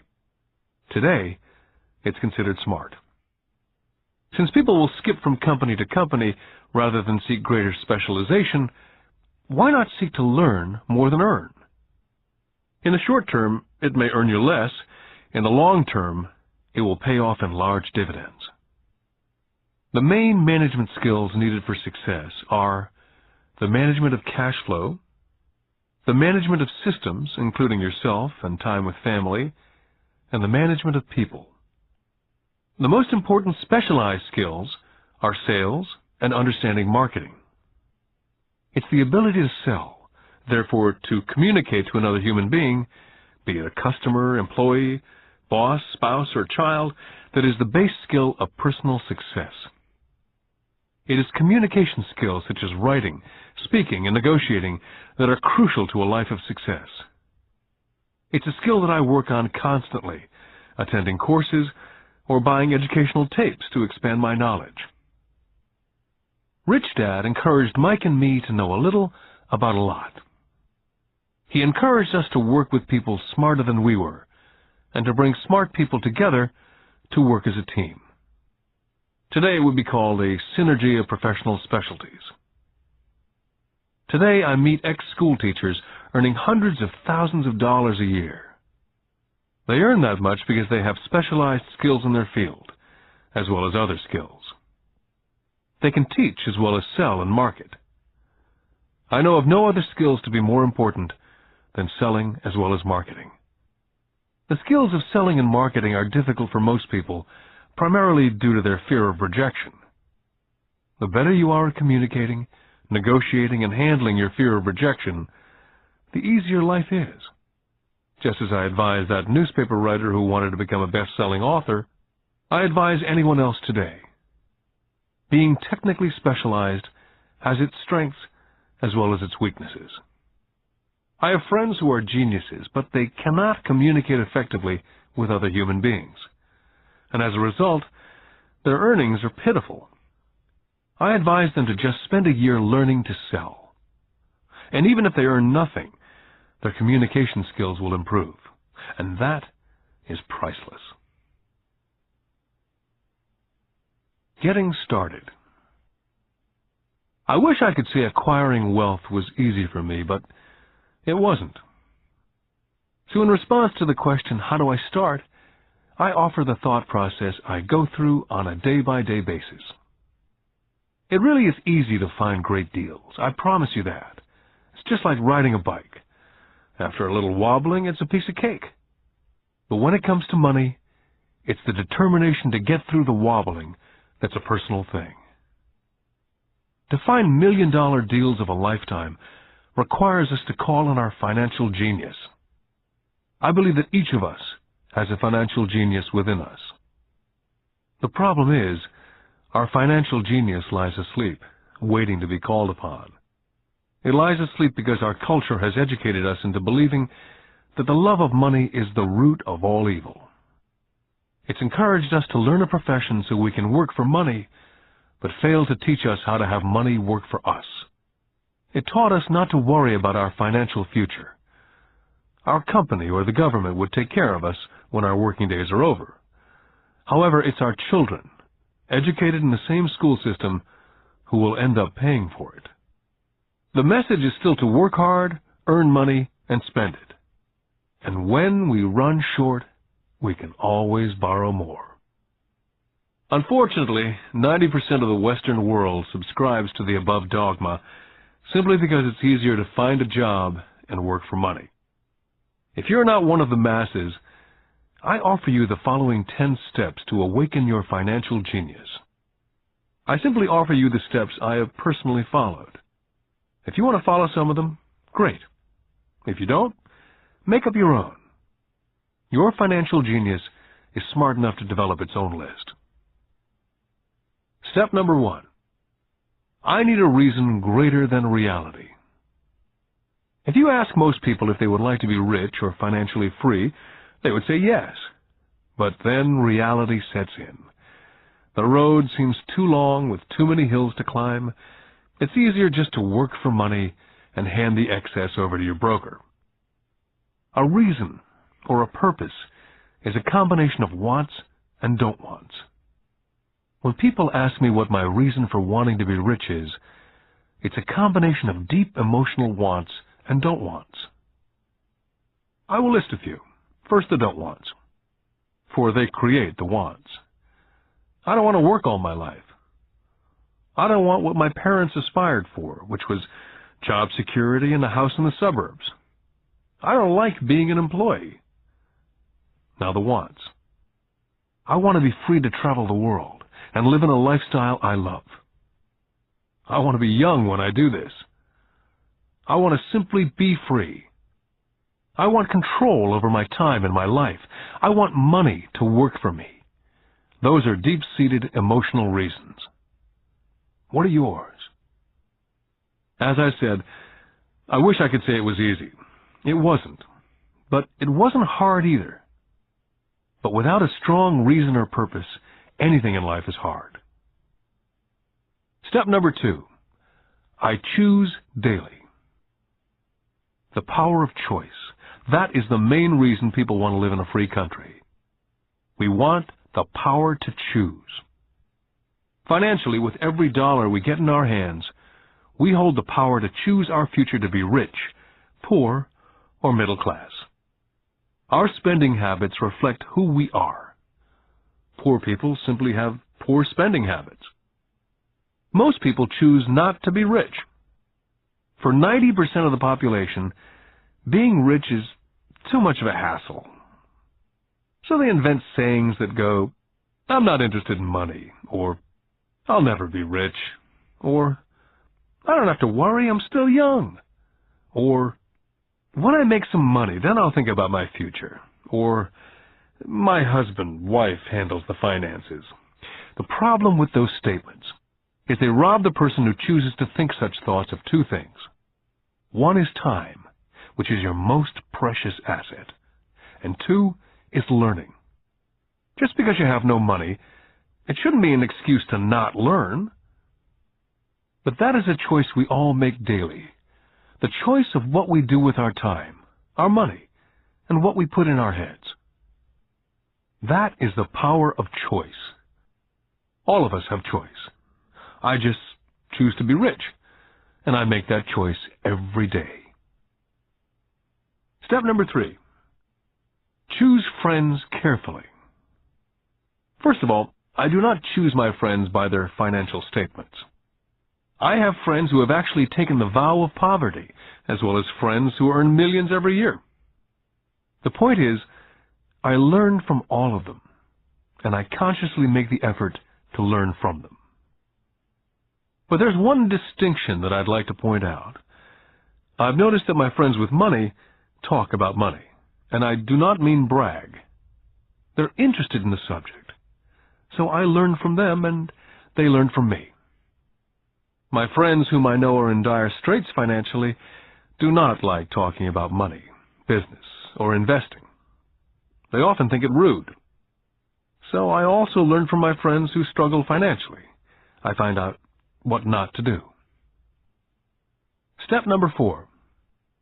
Master a formula and then learn a new one. In order to make bread, every baker follows a recipe, even if it's only held in their head. The same is true for making money. That's why money is often called dough.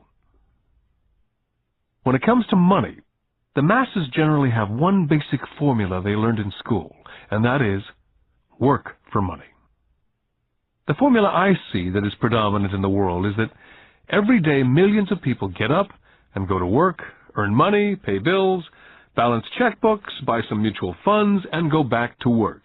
That is the basic formula or recipe. If you're tired of what you're doing or you're not making enough, it's simply a case of changing the formula via which you make money. Years ago, when I was 26, I took a weekend class called How to Buy Real Estate Foreclosures. I learned a formula. The next trick was to have the discipline to actually put into action what I had learned. That is where most people stop. For 3 years while working for Xerox, I spent my spare time learning to master the art of buying foreclosures. I've made several $1 million using that formula, but today it's too slow, and too many other people are doing it. So after I mastered that formula, I went in search of other formulas. For many of the classes, I did not use the information I learned directly, but I always learned something new. Step number 5. Pay yourself first. The power of self-discipline. If you cannot get control of yourself, do not try to get rich. You might first want to join the Marine Corps or some religious order so you can get control of yourself. It makes no sense to invest, make money, and blow it. It's the lack of self-discipline that causes most lottery winners to go broke soon after winning millions. It's the lack of self-discipline that causes people who get a raise to immediately go out and buy a new car or take a cruise. It's difficult to say which of the 10 steps is the most important, but of all the steps, this step is probably the most difficult to master if it's not already a part of your makeup. I would venture to say that it's the lack of personal self-discipline that is the #1 delineating factor between the rich, poor, and middle class. I do not take the saying, pay yourself first, lightly.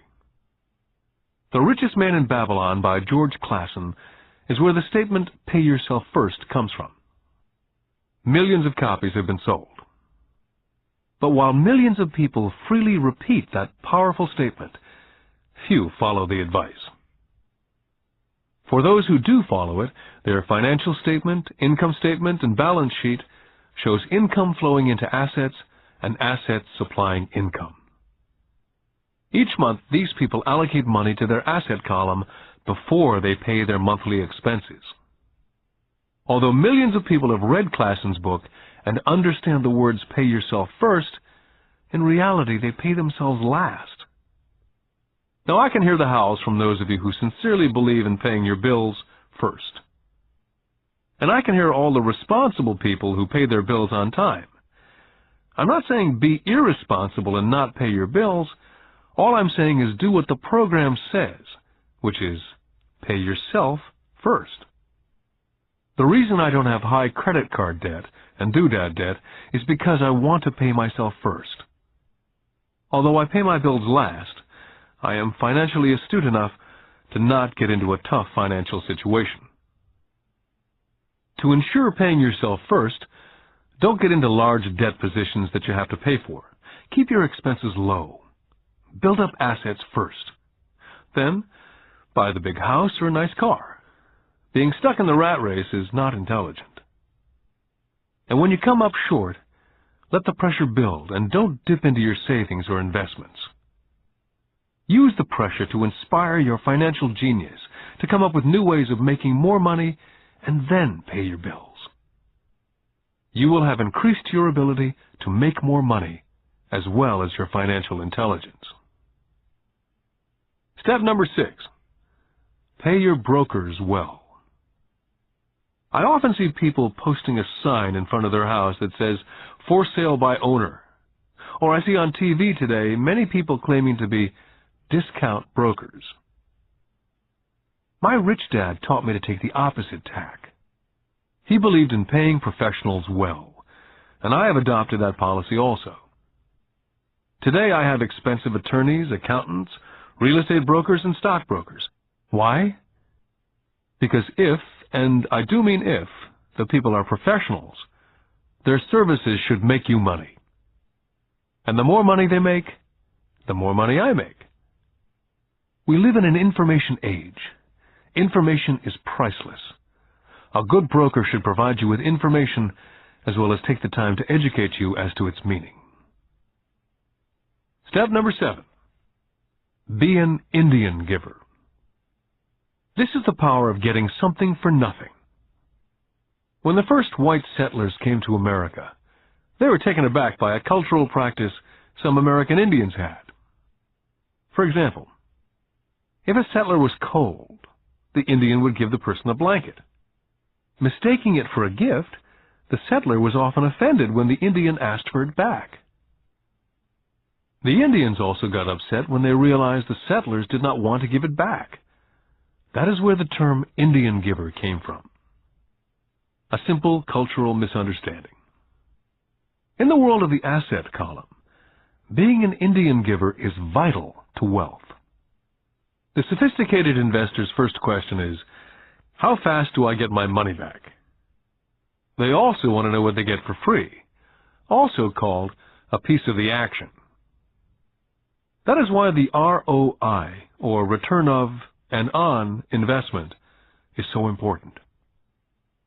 Frequently, my broker will call me and recommend I move a sizable amount of money into the stock of a company that he feels is just about to make a move that will add value to the stock, like announcing a new product.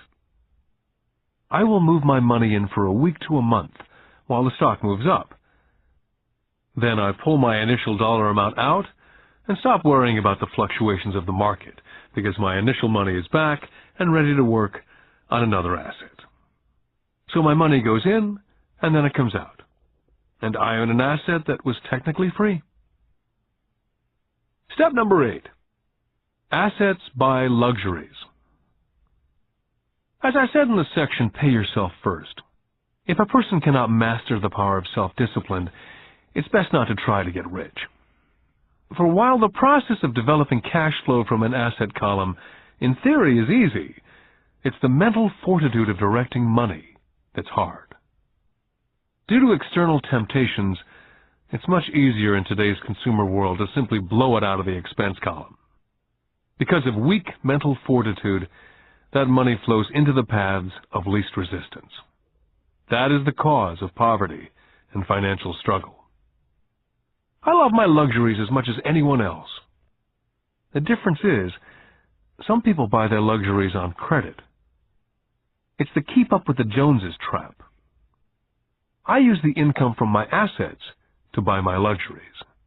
When I wanted to buy a Porsche, the easy road would have been to call my banker and get a loan. Instead of choosing to focus in the liability column, I chose to focus in the asset column. As a habit, I use my desire to consume to inspire and motivate my financial genius to invest. Too often today, we focus on borrowing money to get the things we want, instead of focusing on creating money. One is easier in the short term, but harder in the long term. It's a bad habit that we as individuals and as a nation have gotten into. Remember, the easy road often becomes hard, and the hard road often becomes easy. The earlier you can train yourself and those you love to be masters of money, the better. Money is a powerful force. Unfortunately, people use the power of money against them. If your financial intelligence is low, money will run all over you. It will be smarter than you. If money is smarter than you will work for it all your life.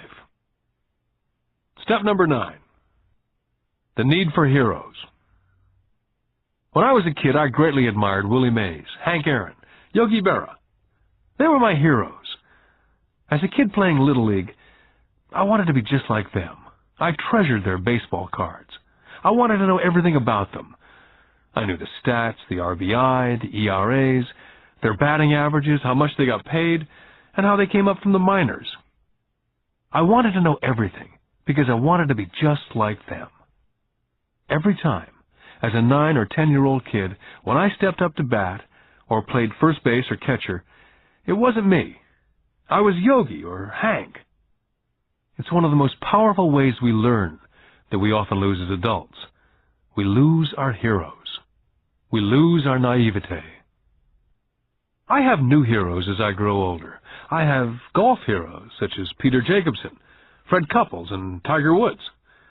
I copy their swings and do my best to read everything I can about them. I also have heroes such as Donald Trump, Warren Buffett, Peter Lynch, George Soros, and Jim Rogers. In my older years, I know their stats, just like I knew the ERAs and RBI of my baseball heroes. I follow what Warren Buffett invests in and read anything I can about his point of view on the market. I read Peter Lynch's book to understand how he chooses stocks.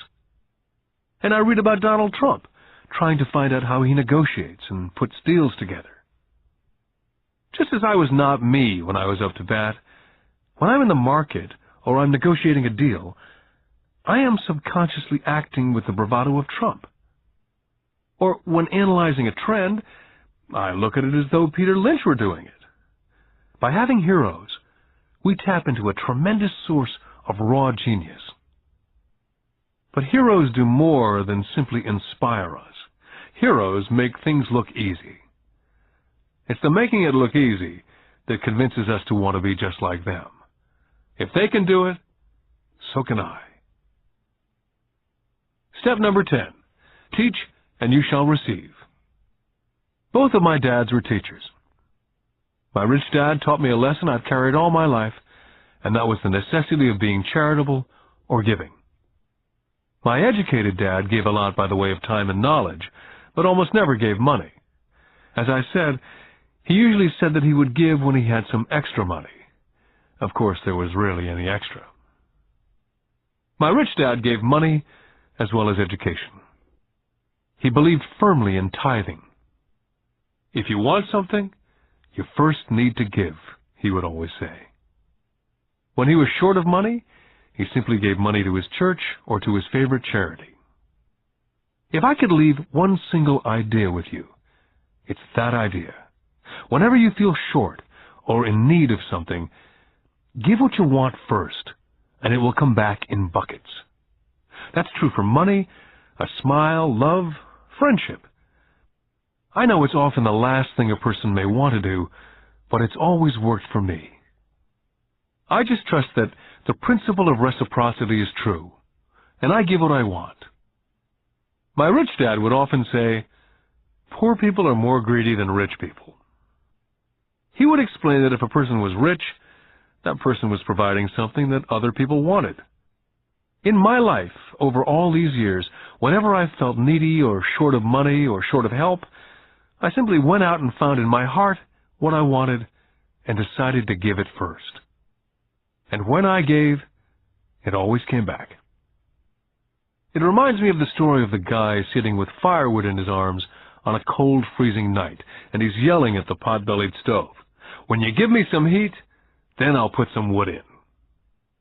And when it comes to money, love, happiness, sales, and contacts, all one needs to remember is first to give what you want, and it will come back in droves. My poor dad taught teachers, and he became a master teacher.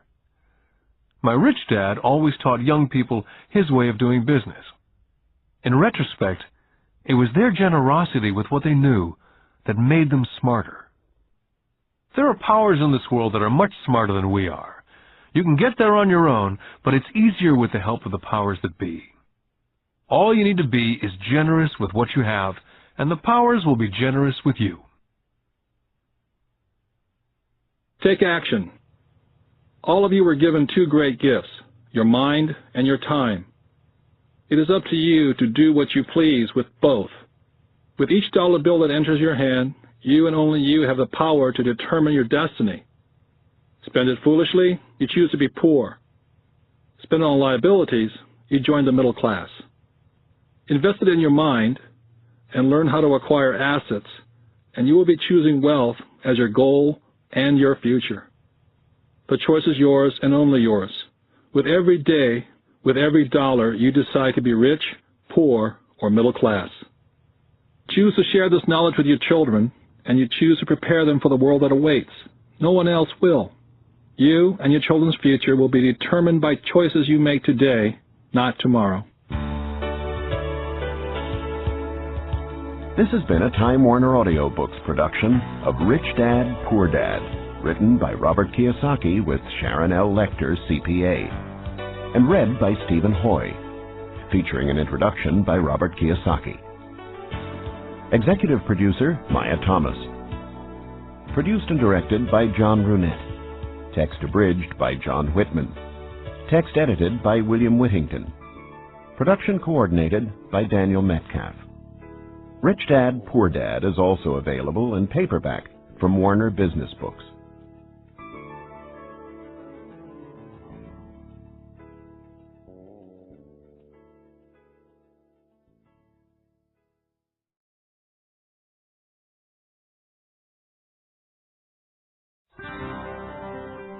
Here's a sample from audio bestseller Rich Dad's Cash Flow Quadrant, a guide to financial freedom, written by Robert T. Kiyosaki with Sharon L. Lecter, CPA.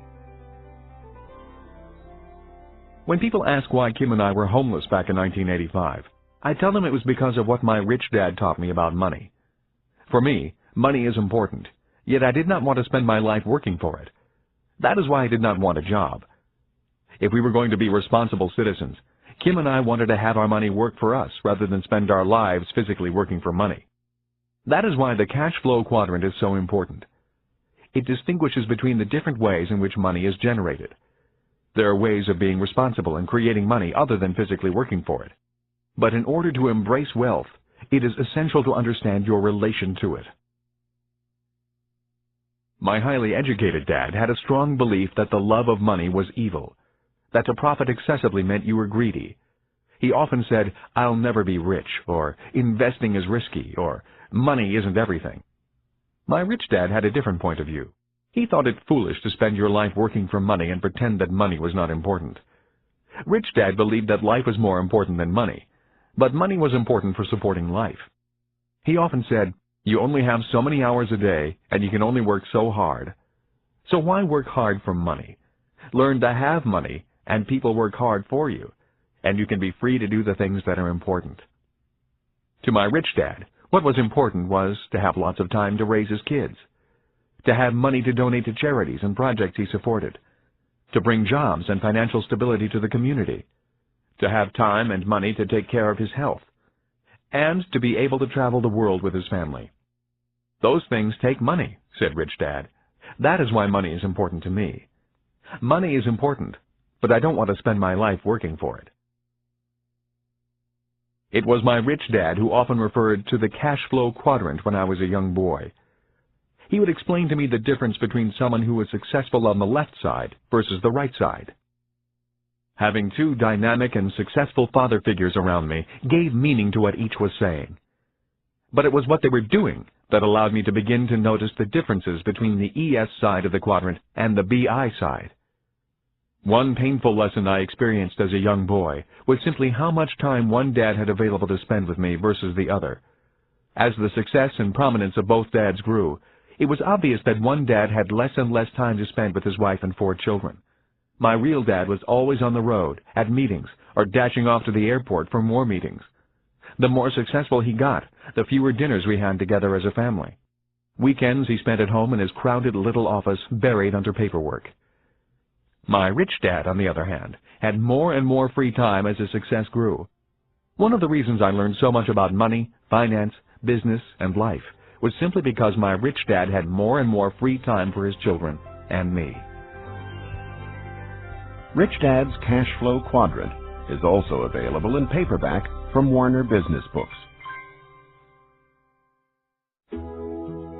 Here's a sample from audio bestseller Rich Dad's Guide to Investing: What the Rich Invest in that the Poor and Middle Class Do Not. Written by Robert T. Kiyosaki, with Sharon L. Lecter, CPA. Investor lesson number 1: the choice. When it comes to money and investing, people have 3 fundamental reasons or choices for investing, Rich Dad said. They are to be secure, to be comfortable, or to be rich. Rich Dad went on to say, all 3 choices are important. The difference in one's life occurs when the choices are prioritized. He explained that most people make their money and investment choices in that exact order. In other words, their first choice when it comes to money decisions is security. Second is comfort, and third is to be rich. That is why most people make job security their highest priority. After they have a secure job or profession, then they focus on comfort. The last choice for most people is to be rich. Rich Dad said, most people dream of becoming rich, but it is not their first choice. He went on to say, only 3 out of 100 people in America are rich because of this priority of choices. For most people, if becoming rich disturbs their comfort or makes them feel insecure, they will forsake becoming rich. That is why so many people want that one hot investment tip. People who make security and comfort their first and second choices look for ways to get rich quick that are easy, risk-free, and comfortable. A few people do get rich on one lucky investment, but all too often they lose it all again. I often hear people say, I'd rather be happy than rich. That comment has always sounded very strange to me, since I have been both rich and poor, and in both financial positions I have been both happy and unhappy. I wonder why people think they have to choose between happiness and being rich. When I reflect upon this lesson, it occurs to me that what people are really saying is that I'd rather feel secure and comfortable than be rich. That is because if they felt insecure or uncomfortable, they were not happy. For me, I was willing to feel insecure and uncomfortable in order to be rich. I have been rich and poor as well as happy and unhappy. But I assure you that when I was poor and unhappy, I was much unhappier than when I was rich and unhappy. I have also never understood the statement, money does not make you happy. While there is some truth in it, I have always noticed that when I have money, I feel pretty good. The other day I found a $10 bill in my jeans pocket. Even though it was only $10, it felt great finding it. Receiving money has always felt better than receiving a bill for money I owe. At least that is my experience with money. I feel happy when it comes in and sad when it leaves me. That day, I put my priorities in this order. First, to be rich, then to be comfortable, and finally, to be secure. Rich Dad's Guide to Investing is also available in paperback from Warner Business Books.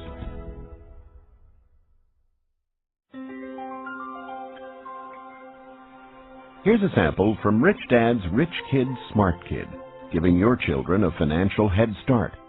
The latest book from the New York Times best-selling authors Robert T. Kiyosaki and Sharon L. Lecter, CPA. When I was a little boy, my rich dad often said, money is an idea. He would go on to say, money can be anything you want it to be. If you say, I'll never be rich, then the chances are you'll never be rich. If you say, I can't afford it, then chances are you can't. My smart dad said much the same about education. Is it possible that every child is born with the potential to be rich and smart? This program is about fostering and preserving that possibility. Both my dads were great teachers. Both men were smart men. But they were not smart in the same subjects, and they did not teach the same things. Yet as different as they were, both dads believed the same things about all kids. Both dads believed all kids are born smart and all kids are born rich. They both believed a child learns to be poor and learns to believe that he or she is less smart than other kids. Both dads were great teachers because they believed in bringing out the genius that each child is born with. In other words, they did not believe in putting knowledge in. They believed in bringing the child's genius out. Both my dads were great teachers because they rarely tried to cram their ideas into my head. They often said very little, waiting instead for me to ask when I wanted to know something. Or they asked me questions, seeking to find out what I knew, rather than simply telling me what they knew. And not to forget the moms. My mom was a great teacher and role model also. She was my teacher for unconditional love, kindness, and the importance of caring for other people. I once heard that boys marry women just like their moms, and I would say that is true for me. My wife Kim is also an extremely kind and loving person. I did not know my best friend Mike's mom very well. Yet the times I was over at their home, Mike's mother was also very kind and attentive to what we were doing. Although a very private person, she was always interested in what Mike and I were learning at school and in the business. I could tell she was a great life partner for Mike's dad. Although I did not know her very well, I learned from her the importance of listening to others, letting others talk, and being respectful of the ideas of others, even if they clash with your ideas. She was a great communicator in a very quiet way. Lessons from my mom and dad. The number of single-parent families I see today concerns me. Having both a mom and a dad as teachers was important in my development. My dad would often say, "True intelligence is knowing what is appropriate rather than what is simply right or wrong." As a 6-year-old boy, I learned from my mom that I needed to be kind and gentle.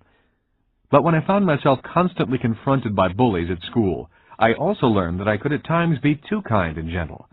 I hated being called fatty and Dumbo. Consequently, after talking with my dad, I learned to be strong and to stand up for myself. But there had to be balance. My father told me that many people live in a black and white world or a right and wrong world. Many say, don't push back, and some say, push back. The key to being successful in life is, if you must push back, you need to know exactly how hard to push. When I got pushed or put down, I learned exactly how hard to push back. Knowing exactly how hard to push requires much more intelligence than simply saying, don't push back, or push back. My dad would often say, true intelligence is knowing what is appropriate rather than what is right or wrong. I think today we need to be more intelligent with our strengths and our weaknesses. It used to be when I was a kid, and I got angry with another guy at school. We would begin to wrestle, get tired, and then the fight would be over. The worst that happened was an occasional torn shirt or bloody nose. Today, kids get angry, start thinking in the less intelligent right and wrong mode, break out their guns and shoot each other. We may be in the information age, and kids may be more worldly than their parents, but we can all learn to be more intelligent with our information and our emotions. We need to learn from both our mothers and fathers. Because of so much more information, we need to be that much more intelligent. Rich Dad's Rich Kid, Smart Kid is also available in paperback from Warner Business Books.